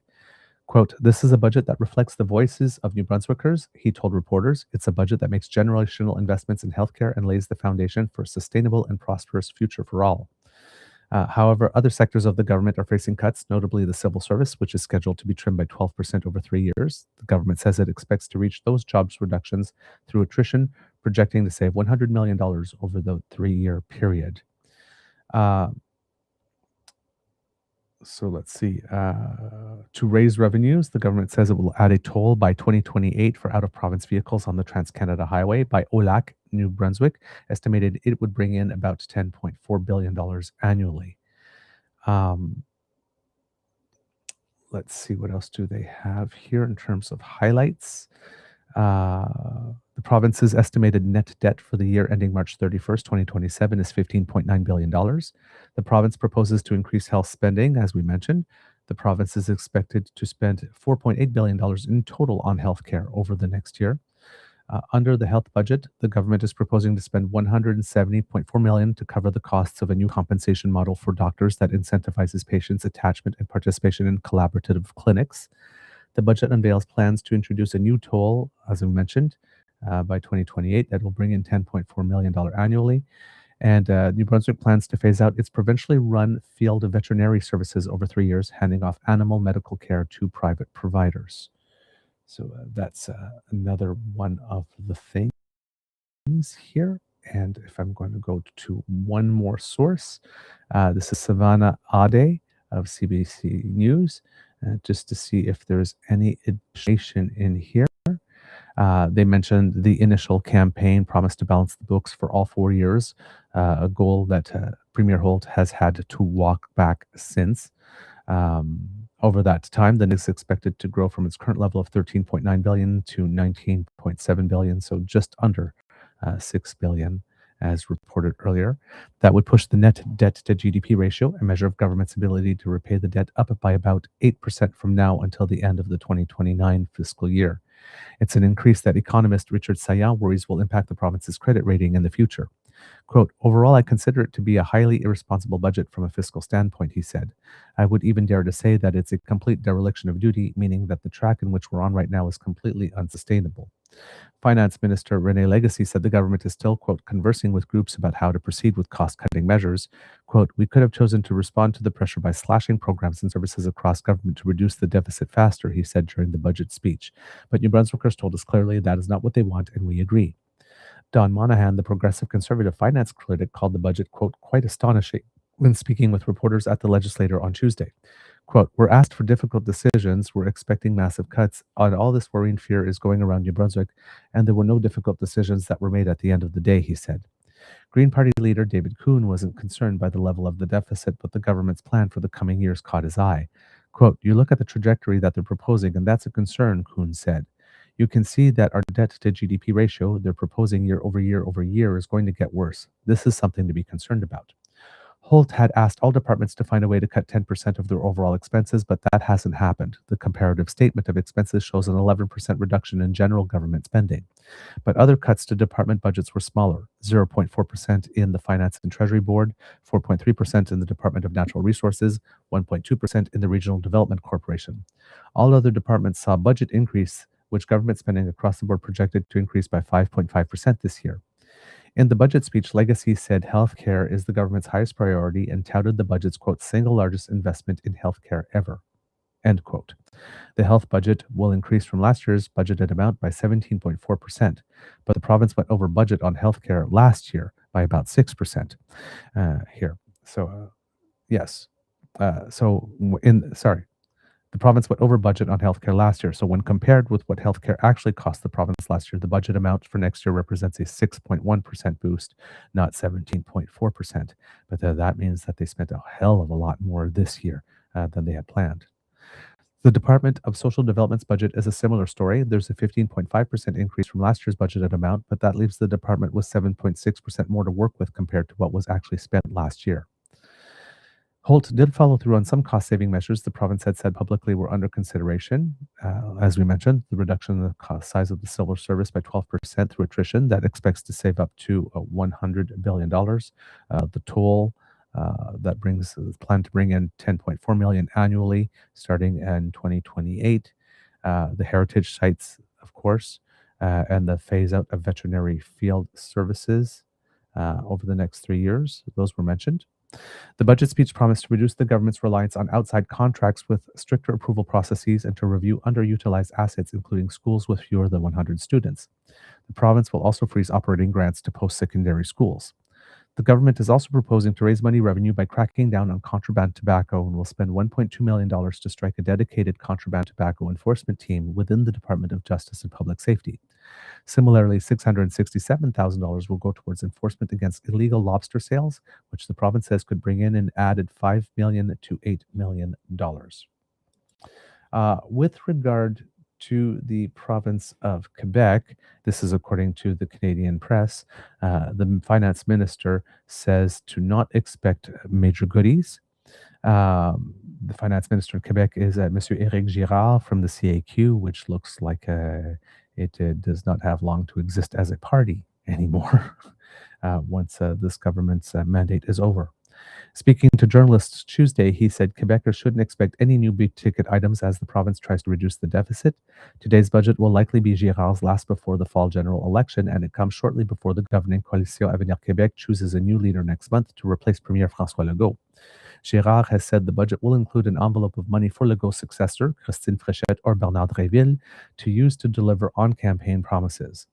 In his fiscal update last November, Girard said the province was projected to have a deficit of $12.4 billion for the 2025-26 fiscal year, or 1.5% of GDP.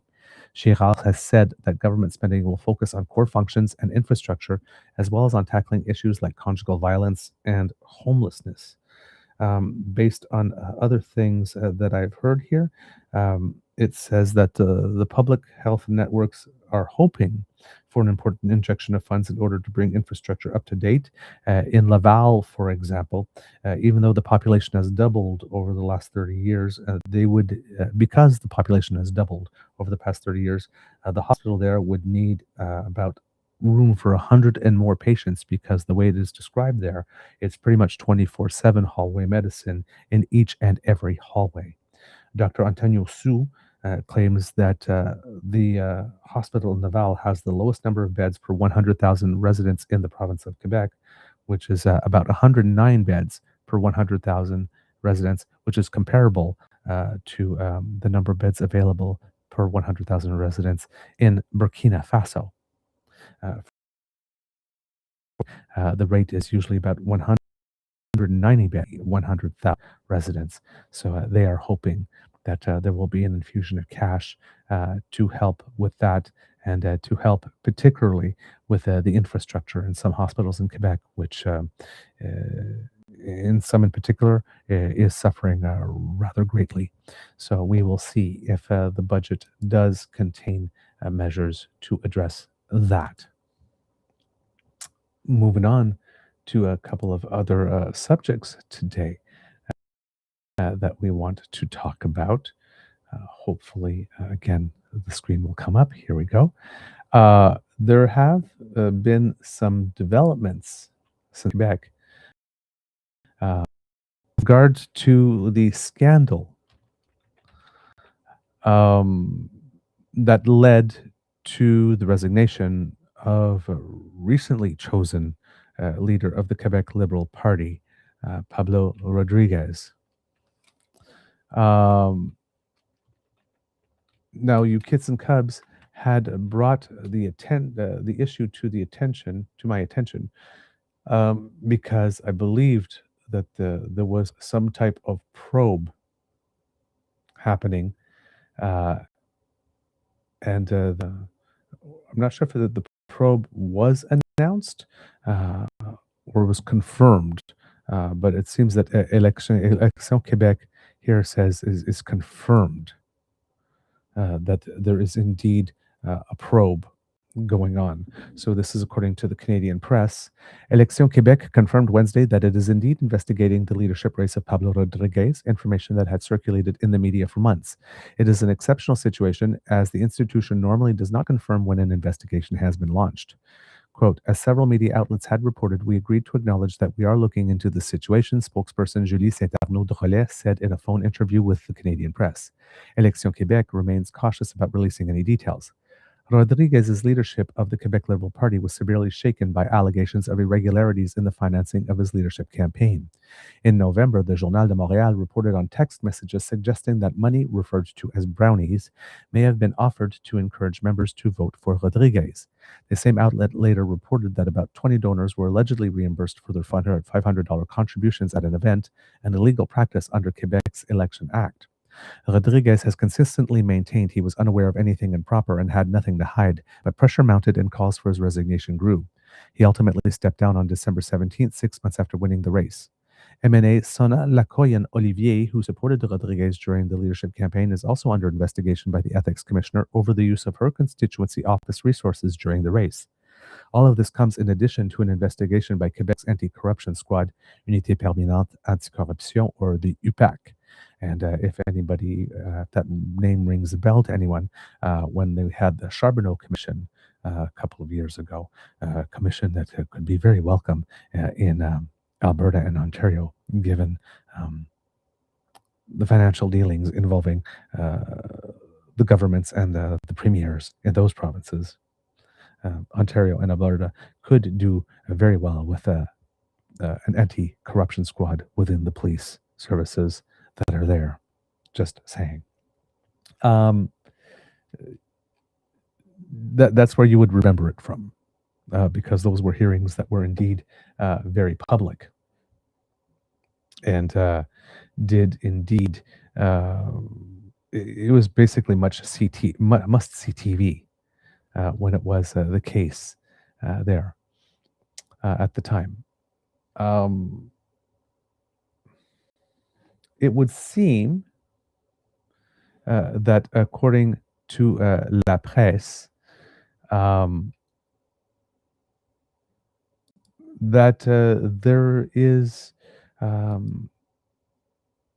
some issue with some of the evidence per se. A lot of this came out because there were allegedly text messages that were sent out that would seem to indicate that this type of underhanded dealings were taking place. And it would seem that 3 months into this investigation, that the Unité Permanente Anticorruption, the UPAC, cannot establish the authenticity of these text messages about the Brownies. And there was some questions about that at the time. Are these real text messages, or did someone maybe use an AI type thing to generate this type of conversation and then released? So the UPAC has a feeling that these text messages might indeed have been fake, that they were fabricated. And this is according to sources that are well informed of what's going on with the file. Um, the article that I have with me from La Presse in front of me is in French, so I'm sort of translating as I go in my head. So it may my delivery might be a little more stilted, but that's the reason for it, is because I'm essentially doing simultaneous interpretation as I'm reading what is here. Um, of course, here, um,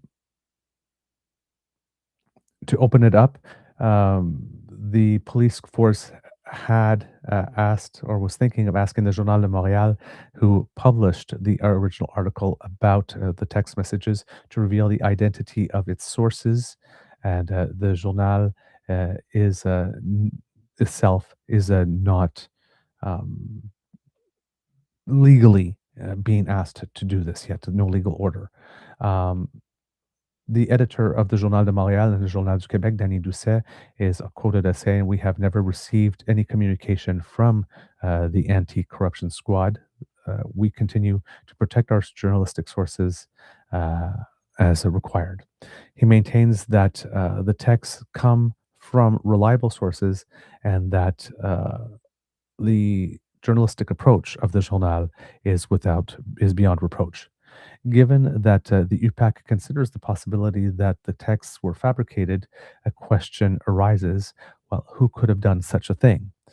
Witnesses that the UPAC has met have directed, or not directed, but have led the investigators to people who are suspected to have had interest in hobbling Pablo Rodriguez during the campaign, the leadership campaign to the Quebec Liberal Party last year. Nothing indicates that the new leader of the party, Charles Milliard, and the candidates that lost, such as Carl Blackburn, would have been implicated in the fabrication of these texts, or that they were aware of this alleged maneuver destined to make Pablo Rodriguez fall. The UPAC refuses to comment on the file. Quote, "Our investigation concerning allegations surrounding the process of selecting the last or the previous leader of the Liberal Party of Quebec is currently still underway, and we will give no detail on this so as to protect the investigation as much as possible," said spokesperson Mathieu Galarneau.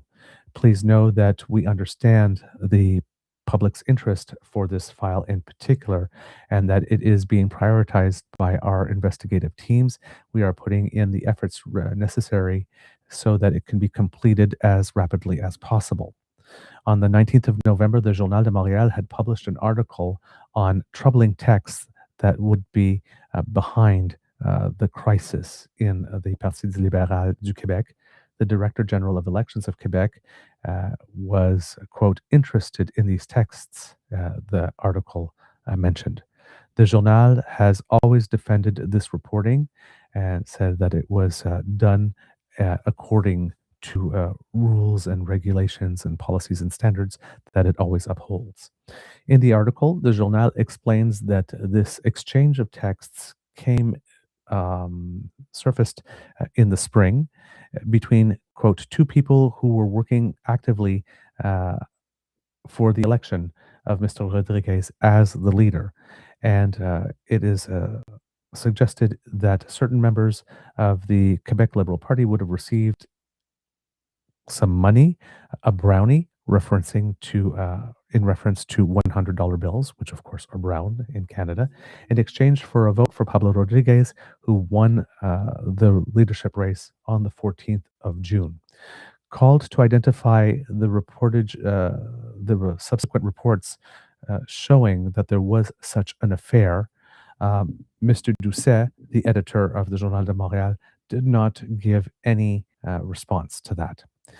In the reports, the Journal does not name the authors of these texts.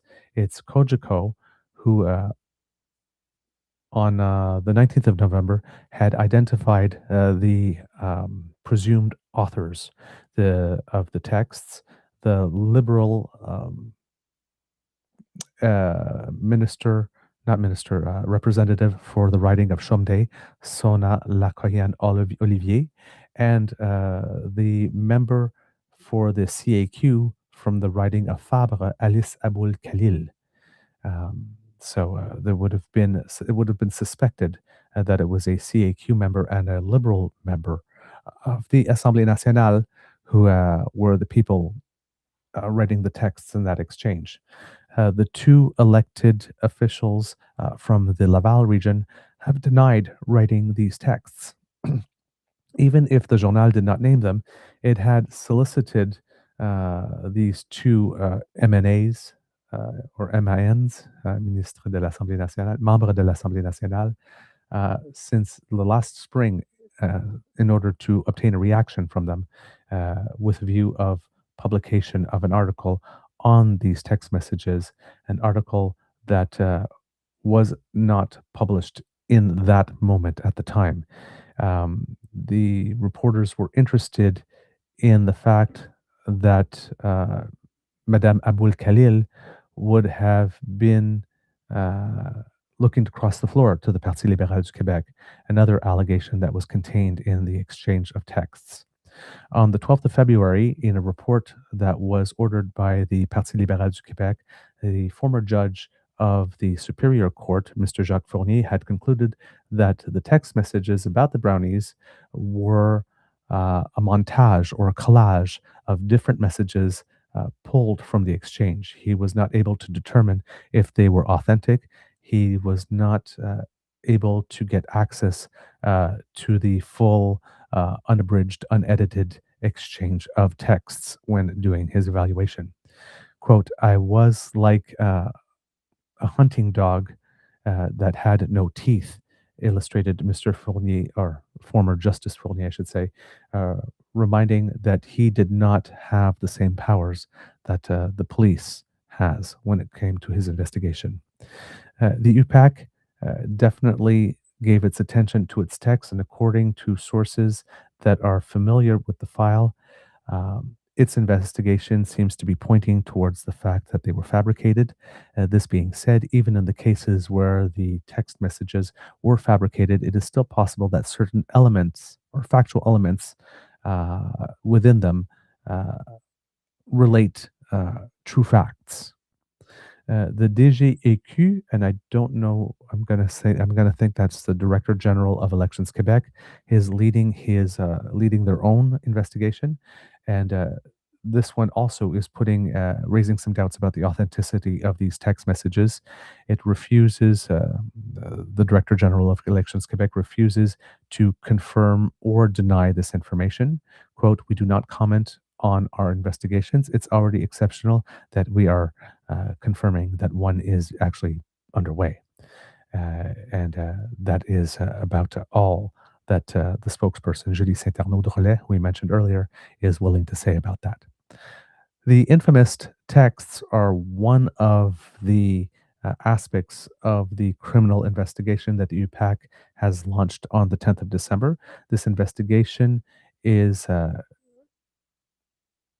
clearly getting larger, it would seem, based on what we are hearing. The police corps is interested in how the leadership campaign of Pablo Rodriguez was financed. Allegations of malversation. I'm not sure what that is, but I'm going to guess. I'd have to look at. That's a term that is unfamiliar to me in French, but I'm guessing it has to do with the funds that are not particularly well transferred. So yes, indeed, refers to corruption, misconduct, or dishonest behavior, particularly by officials in position of trust. It involves illegal acts such as embezzlement or fraud designed for personal gain while handling public or professional affairs. It's synonymous with wrongdoing or malfeasance or graft. Okay, so probably malfeasance in here, in this case here. So the police corps here is very interested in allegations of malfeasance and of traffic of influence surrounding this campaign, and even that constituency office was used for partisan purposes. In this case, the office of the member of the Quebec National Assembly, Sona Lacoyen-Olivier again, who was thrown out of the Parti Libéral du Québec in December. The ethics commissioner for the National Assembly, Justice Ariane Mignolet, has opened an investigation on the case of Sona Lacoyen-Olivier specifically.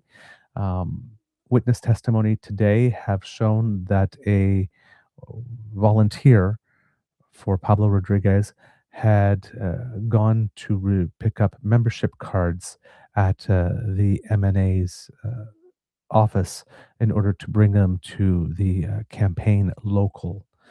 Mr. Rodriguez had established his local in an office belonging to his wife, and that the rent for that space was about $20,000, and this is something that he recognized as being an error, something he should not have done. Basically, using the office of someone related to him and paying some type of rent for it. The UPAC and the Director General of Electoral Québec are also looking at the matter of the businessman Emmanuel Cabral, who was alleged to have given $500 to certain of his employees to reimburse them for their donations to Pablo Rodriguez's campaign.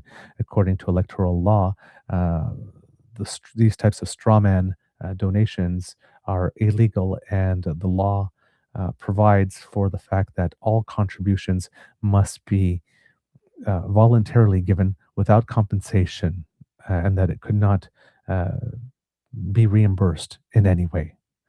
The authorities are also interested in the role played by the MP from the Liberal Party of Canada, Faisal El Khoury, in the campaign of Mr. Rodriguez.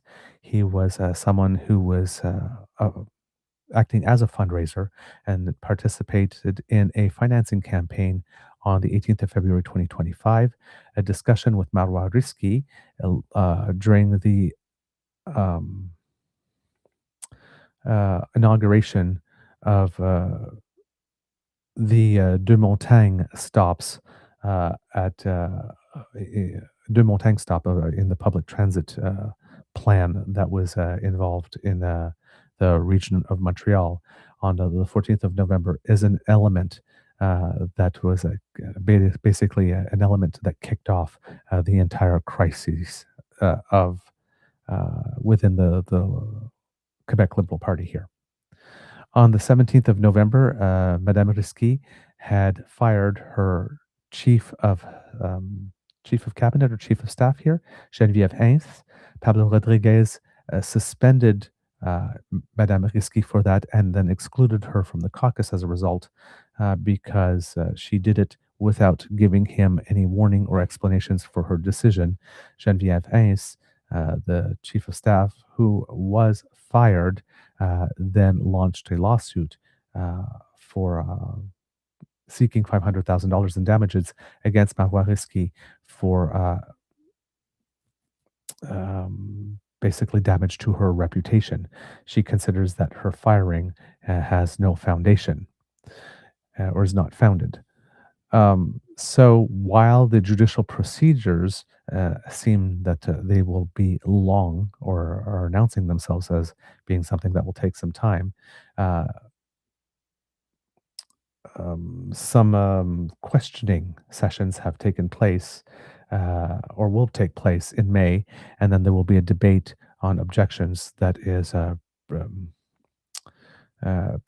scheduled before the tribunal for the 15th of July. Madame Risky invokes the privilege of a parliamentary privilege in order to keep a zone of confidentiality in the case of these um, situations of having to provide testimony. This confidentiality zone covers, and this is a quote, notably, the exchanges and the conversations that may be strategic that led to decision making in in the context of their parliamentary functions, notably in that which concerns his decision to to put an end to the employment of their client, Madame Hayes, according to a statement to Madame Risky's lawyer. Geneviève Hayes accuses Madame Risky to have had a abusive procedural behavior towards her. Her lawyer claims that the MNA had shown proof of the greatest lack of transparency in putting in place procedural tactics that were obstructionist, and all of this while her fees and honorariums, when it comes to in all matters that are extrajudicial, were also assumed by the Assemblée nationale and, of course, the Quebec taxpayers, which, of course, goes against the principles of proportionality, of being economic with judicial resources, and of collaboration and search for truth, as well as the fundamental rights of Madame Hayes to have a full and vigorous defense. Geneviève Hayes has deplored that Marois Risky is not allowing her to have access to her inbox and to her electronic agenda or date book, to documents that are registered, and to data that is stored at her workstation at the National Assembly. Madame Risky has to give her approval for the National Assembly to divulge those requested documents. And given that Madame Risky is the former employer of Madame Hayes, it is up to her that it is to her that the data belongs, according to the direction of legal services at the Assemblée nationale. So she is the owner of that data, and she can decide whether or not she's going to allow her former employee to have access to it, and it seems that she is obstructing that. Madame Risky and Madame Hayes are mutually accusing each other of going on a fishing expedition when it comes to this data. And then finally, as we mentioned, given the fact that the scandal was growing larger and larger and larger at the time, Pablo Rodriguez, in the mid-December, had stepped down from his position, and Charles Milliard was crowned as the new leader of the Liberal Party of Quebec about 2 months later. So, interesting drama going on there. The texts may not have been real. And that's true. It is possible that Mr. Rodriguez ultimately resigned for no reason, that someone was out to get them and fabricated something to destroy his reputation. And it seems that those who did that were rather effective. So when Monsieur Rodriguez was claiming all along he was innocent, there's a good chance that that might indeed be the case. But then again, the police authorities do remind us that the fact that these text messages were fabricated does not necessarily mean that the facts that they contain are also fabricated. So you need to put that investigation there. So it's not that he's not that Pablo Rodriguez has been cleared yet, but there is some reason to doubt the authenticity, and perhaps some reason to give more credence to a possible theory of the crime, that someone was indeed out to get him and set him up. But we still have to await more details for that to be clarified for sure. All right. Continuing on with other news that we have for you today, kids and cubs. Like lots of stuff going on. with regard to interventions, it seems that the federal government has been asked to intervene in two Supreme Court cases that are coming up. The first one has to do um, with Alberta, and I think it is Bill 11, if I'm not mistaken, that is going to change a lot of things with regard to healthcare. And if I'm able to find that here, yes, it would seem that there's a group in PEI, the PEI Health Coalition, that has asked specifically for this. Alberta's Bill 11 is the Health Statutes Amendment Act, which allows physicians to work both in the public and private sectors at the same time, which is not going over very well whatsoever in Alberta. Well, not Alberta, but also in Canada. People don't like that idea here. Sorry, I'm just having a little difficulty here once again. And this has been happening for some time now. There have been advocacy groups that have been calling on the feds to review Alberta's Bill 11. There even have been a group of Albertans that came to Ottawa in February to demand that action. According to CBC on March 5th here, says that doctors across Canada are deeply concerned about the Alberta government's plan to expand private health care, says Dr. Margot Burnell, president of the Canadian Medical Association, and they want Ottawa to step in. At a news conference on Thursday, this is a little earlier in the month, not just this last Thursday, Canadian Doctors for Medicare and the Canadian Medical Association called on Alberta to pause its reforms to the health system and for the federal government to ensure those changes are legal. Quote, by allowing patients to be charged for medically necessary physician or hospital care, Bill 11 is in clear violation of the Canada Health Act, said Dr. Danielle Raza, a family doctor and board director of the Canadian Doctors for Medicare. Quote, silence in the face of this legislation is complicity. Alberta's Health Statutes Amendment Act 2025, number 2, also known as Bill 11, passed last year. The law allows doctors to work both in the public and private health care, which Raza says amounts to a formal two-tier system.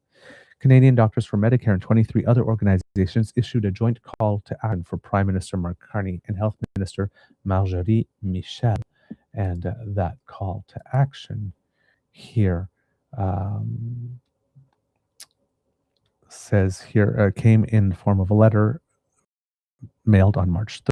It says here, Dear Prime Minister Carney, we write to you out of deep concern regarding passage of Alberta's Health Statutes Amendment Act 2025 and the threat it poses not only to Alberta's public healthcare system, but to the integrity of Medicare across Canada. Canadians understand that provincial health systems are under genuine strain. We all share the goals of reducing wait times to improve access to timely care and of recruiting and retaining healthcare workers. We know that protecting and improving Medicare to enable healthy populations is a vital nation-building project. However, Alberta's Health Statutes Amendment Act 2025 risks undermining these goals. Instead, it proposes a system where patients face financial uncertainty and where timely access to care will inevitably depend on ability to pay. Alberta's law abandons the foundational principles on which Canada's healthcare system has been built and enshrined in the Canada Health Act, by formally enabling physicians to accept both public and private payment, dual practice, and allowing patients to be billed for medically necessary services. This legislation enables a multi-payer two-tier system of care that is confusing, inefficient, unfair, and expensive. This shift is unprecedented in Canada. Since 1984, when the Canada Health Act was passed, Alberta, like all provinces and territories, has upheld a single-payer model grounded in equitable access to medically necessary care based on need, not ability to pay. The Health Statutes Amendment Act 2025 represents a clear departure from that shared national commitment and raises grave concerns about Alberta's compliance with the Canada Health Act.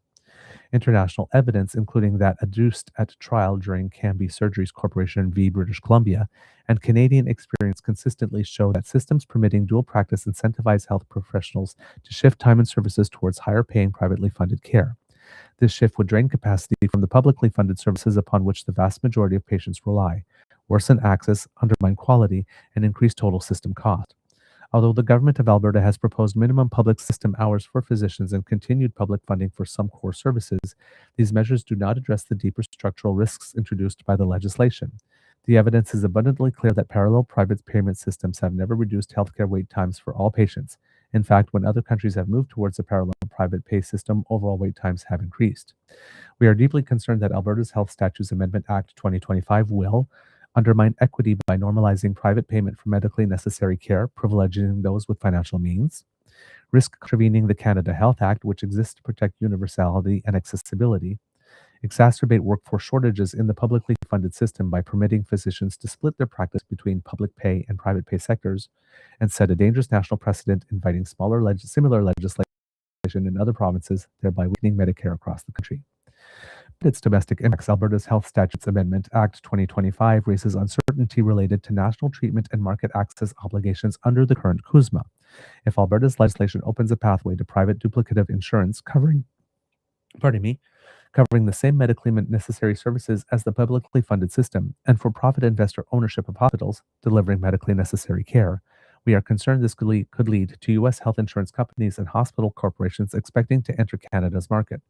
Notwithstanding the protections afforded Canada's sectoral reservations listed in CUSMA related to healthcare, if the U.S. were denied entry to Canada's market, we are concerned this could expose Canada to CUSMA's investment and services disciplines. As Prime Minister, you have a responsibility to uphold the Canada Health Act and protect equitable As Prime Minister, you have a responsibility to uphold the Canada Health Act and protect equitable access to care for all Canadians, regardless of jurisdiction. We therefore call on your government to, 1, conduct a formal Canada Health Act compliance review of Alberta's Health Statutes Amendment Act 2025, urge the government of Alberta to pause implementation of Health Statutes Amendment Act 2025 while its impacts are assessed by Health Canada's legal team and independent national experts. 3, use the full range of federal tools available, including discretionary penalties permitted under the Canada Health Act. Turning Medicare into a marketplace experiment risks destabilizing an essential service that is core to Canadian identity and to the health and well-being of everyone living in Canada. Healthcare is a public good and a moral commitment that defines Canada's social contract. Canadians deserve reforms that strengthen Medicare, not policies that quietly erode it through privatization, and inequitable access. The choices made now will shape the future of healthcare in Alberta and across Canada for generations. We urge your government to act quickly and decisively to protect one of our country's most important collective achievements. Yours sincerely, Dr. Mélanie Béchard, Chair of Canadian Doctors for Medicare, signed and endorsed by a whole bunch of people: the Alberta Federation of Labour, the Alberta Union of Provincial Employees, the BC Health Coalition, the Canadian Centre for Policy Alternatives, the Canadian Federation of Medical Students, the Canadian Federation of Nurses Unions, the Canadian Health Coalition, the Canadian Labour Congress, the Canadian Union of Public Employees, Coalition Solidarité Santé, Congress of Union Retirees of Canada, Friends of Medicare, Independent Voices for Safe and Effective Drugs, the Manitoba Health Coalition, Médecins Québécois pour le Régime Public, National Union of Public and General Employees, the New Brunswick Health Coalition, the Nova Scotia Health Coalition, the Ontario Health Coalition, the PEI Health Coalition, Registered Nurses Association of Ontario, United Nurses of Alberta, and United Steelworkers. That's a lot of people asking for the government to intervene. According to the Alberta government, Bill 11 will, quote, modernize practice rules for physicians, drug coverage, and health cards while implementing administrative changes to meet the needs of Albertans. Why is it that whenever conservatives use the term modernize, just like Doug Ford did for FOI requests, it always means us getting less? Why does modernizing everything mean that we get less services? Interesting question. Alberta Premier Danielle Smith has previously said that the law aims to reduce wait times by increasing the number of surgeries able to be performed while incentivizing doctors to stay in the province. Quote, parallel private systems do not reduce wait times, they make them longer, Raza said. When physicians earn more in a private parallel system, this is where time, energy, and expertise will disproportionately go. Despite Alberta's proposal of minimum public system hours to act as a safeguard, Raza said this strategy does not work. Referring to similar measures implemented in Ireland and in the UK, he said minimum public system hours are not respected in practice. Quote, these are not hypothetical risks, they are documented failures of precisely the kind of so-called safeguards that are now being proposed. He also questioned the government's ability to enforce these measures, citing a possible hefty price tag for, quote, auditors, inspectors, reporting systems, and legal processes, money that he argued should go directly into patient care. Burnell agreed that Bill 11 could take resources from the public system while bolstering a less affordable private option. Quote, that would mean longer waits, fewer available doctors, and more strain on the public system, she said. Dr. Braden Manns, a medical school professor at the University of Calgary, said that while Bill 11 is currently targeted at surgeries, he is concerned that it can be used anywhere there are wait lists. Quote, a private for pay system doesn't work if you don't allow your public wait times to rise. I'm not going to be willing to pay 4 times as much unless there's a significant discrepancy in how quickly I move forward in the healthcare system, Manns said. Bill 11 is expected to be implemented in phases through 2026. There's another court case in which there's some intervention here. According to Alana Smith, a health reporter for the Globe and Mail, the Canadian Medical Association has applied to intervene in Supreme Court appeal of Saskatchewan's pronoun law. The Canadian Medical Association, in an unusual move, has applied to intervene before the Supreme Court in a case involving Saskatchewan's use of the notwithstanding clause to mandate parental consent for pronoun changes in school. Canada's top court announced in November that it would hear appeals of a Saskatchewan case around its pronoun law, which requires children younger than 16 to have parental consent to change their name or pronouns. The provincial government is the main appellant. This case will test the boundaries of the notwithstanding clause, a provision that allows governments to override certain sections of the charter for up to 5 years. Alberta has also invoked the clause for 3 sweeping bills affecting transgender and gender-diverse youth, including one that limits access to gender-affirming healthcare. Margot Burnell, president of the Canadian Medical Association, a national advocacy organization that represents more than 75,000 physicians, said the Supreme Court decision will have impacts far beyond the issues at play in Saskatchewan. She said the case is, quote, critically important for the future of healthcare. Quote, the issue to be decided really is whether the court may still declare that legislation violates charter rights when a provincial government has already invoked the notwithstanding clause, said Dr. Burnell.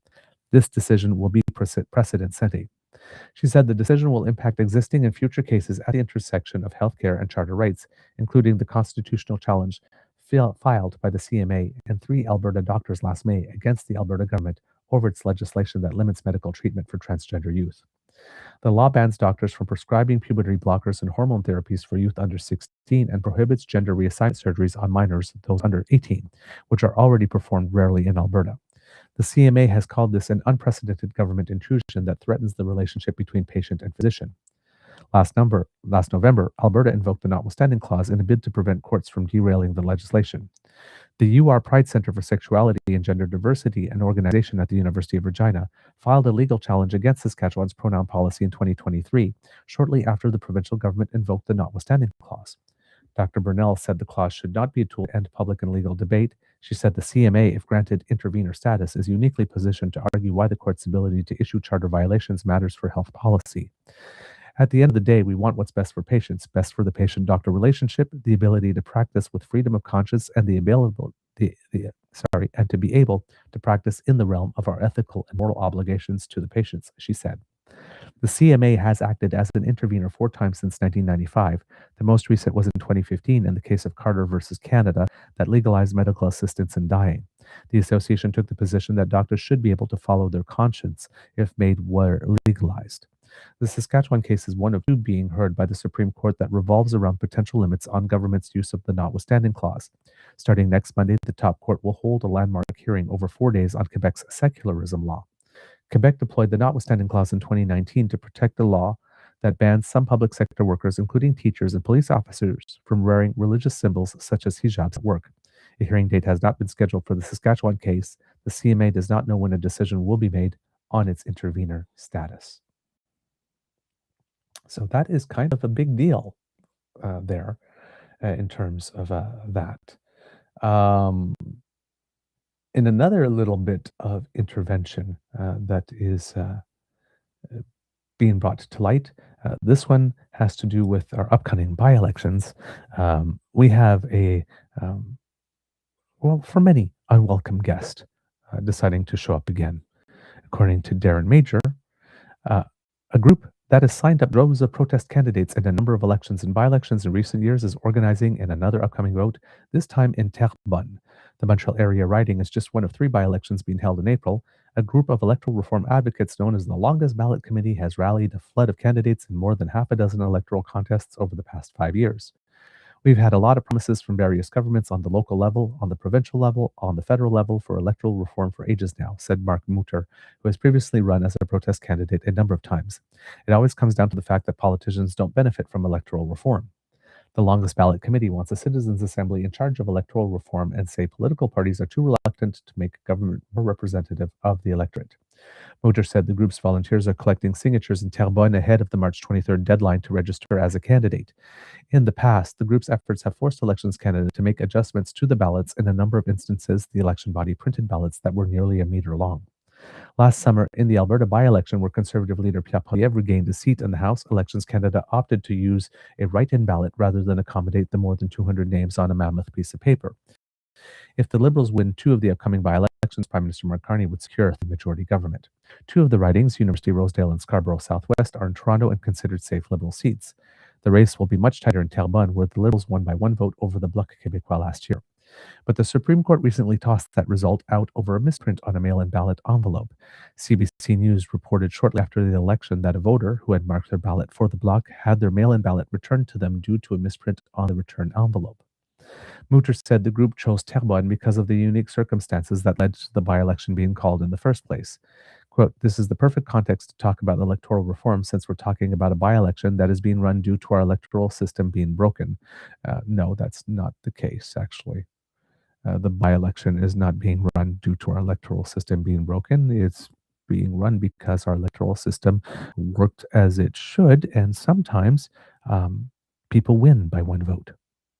That's why we say that every vote matters, and why we encourage people to get out to vote.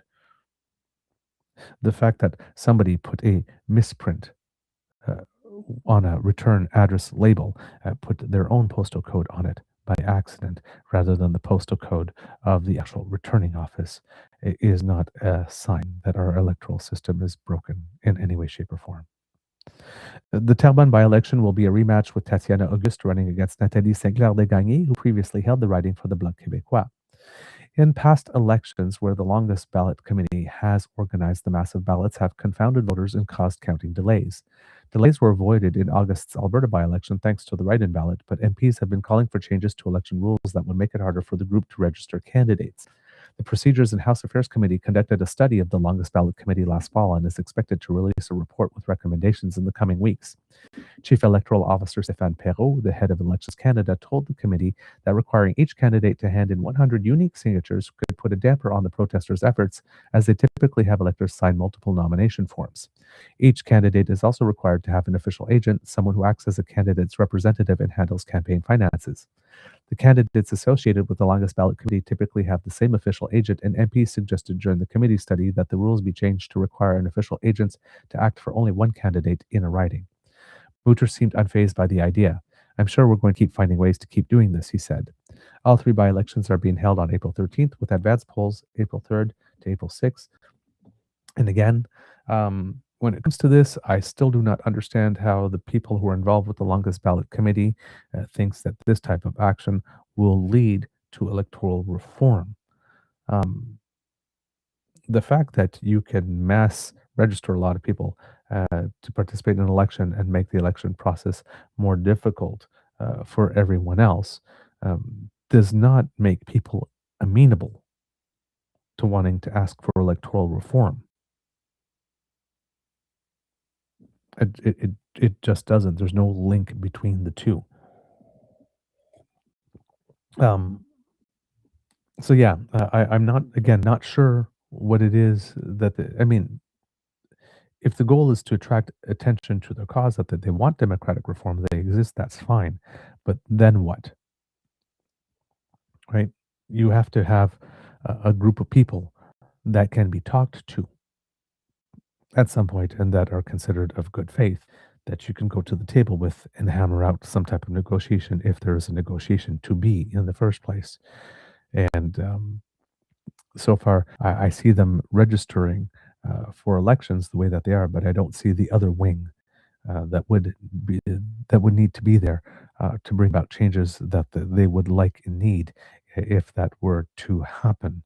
And again, this is not, like I said, I don't see how complexifying the voting process makes people want to have electoral reform in the sense that the longest ballot committee would like it. It seems that the methods and the objectives are not particularly well aligned here. But it's a free country and they are entitled to do this. So I guess we're just going to have to live with it until they've done this in so many elections and have gotten no further ahead that maybe they decide they need to use another tactic. Because I don't know exactly what it is that could have bring this to stop. All right, kids and cubs, let's see if I've got one more thing for you. I believe I had before I was supposed to go. Yes. Yes, yes. The last thing I have for you, and I apologize that I have this for you, because I know I am very aware of how much pain it causes you when I have to show a video of Pierre Poilievre talking. Now, you've probably seen this already, but yesterday, Pierre Poilievre had a St. Patrick's Day message. They'll probably copyright ding, I would assume, for the music on this at some point. Yeah. Pierre Poilievre had a St. Patrick's Day message that reminded me very much of the types of messages that Donald Trump sends when there is a occasion or whatnot. Merry Christmas to everyone, including the losers and the or excluding the losers and like this, and then he goes on to a screed and it completely defiles whatever sense of occasion it is. Pierre Poilievre essentially did this in video format, I guess, for St. Patrick's Day. And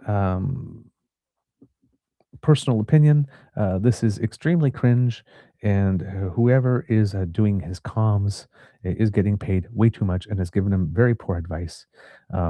Again, yesterday and today, he benefited from 2 days where the Prime Minister is not in the public eye because he's on vacation.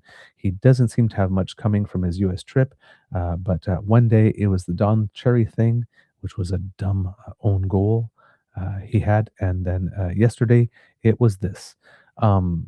If any of you are familiar with theater, there's a play called Glengarry Glen Ross, and there's a character in that that's always telling people, always be closing, always be closing. This is Pierre.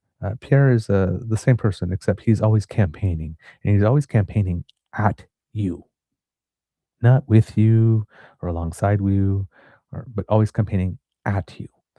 So this is a video of Pierre campaigning at us again, not being able to turn it off, not being able to take a day off, not even for St. Patrick's Day, not for Christmas, not for Easter, not for anything. Once again, with his noted warmth of a cactus and trademark anti-charisma. I apologize for the cringe that is to come. Happy St. Patrick's Day, Prime Minister. I thought, given our shared Irish heritage, we would sit down for a pint on this very special day to celebrate our ancestors. Now, as you can see, I've just poured a beer very badly. This is indeed a famous Guinness. You see the harp right on there. But on top is a lot of foam and not much beer, kind of like your government. You have lots of foam when you said that you were going to double a home building, but not enough beer. Home building's actually down 15%. Lots of foam when you said you were going to build major projects, but here we are, not much beer. You haven't approved a single pipeline, not for oil, not for gas, and not even a pipeline for beer. And then you said that you were going to make life more affordable, more foam again, because our grocery prices are rising the fastest in the G7, and we've got 2.2 million people lined up at the food bank. And then you said you were going to spend less. That too is foam. You've doubled the deficit and given us the biggest spending outside of COVID in over 30 years. And by the way, when you spend all that money, you cause inflation. What is inflation? It is when the prices foam up, they inflate. and they get higher and higher, and people pay more and more. So it's this St. Patrick's Day. I'm hoping that you will have the luck of the Irish and turn it around and have a beer without so much foam. And how do you do that? Well, you have to get back to the substance of the drink, my friend. We have to focus on getting things done. Get the government out of the way by removing all taxes on home building so that we can build houses for our youth. Remove all the liberal laws so that we can clear the way for pipelines to be built. Cut the bureaucracy, the consultants, the corporate welfare, the foreign aid, the handouts to fake refugees, to bring down our deficit and to have a strong money that buys good things for our people. That is how we have more beer and less foam. And with the luck of the Irish, we'll all be better off. I think we can both drink to that. Happy St. Patrick's Day, Mr. Prime Minister. Okay. So yeah, more slogans, more gimmicks, less substance. I don't know to whom he was talking to when he looked to the side, but apparently there must have been somebody there.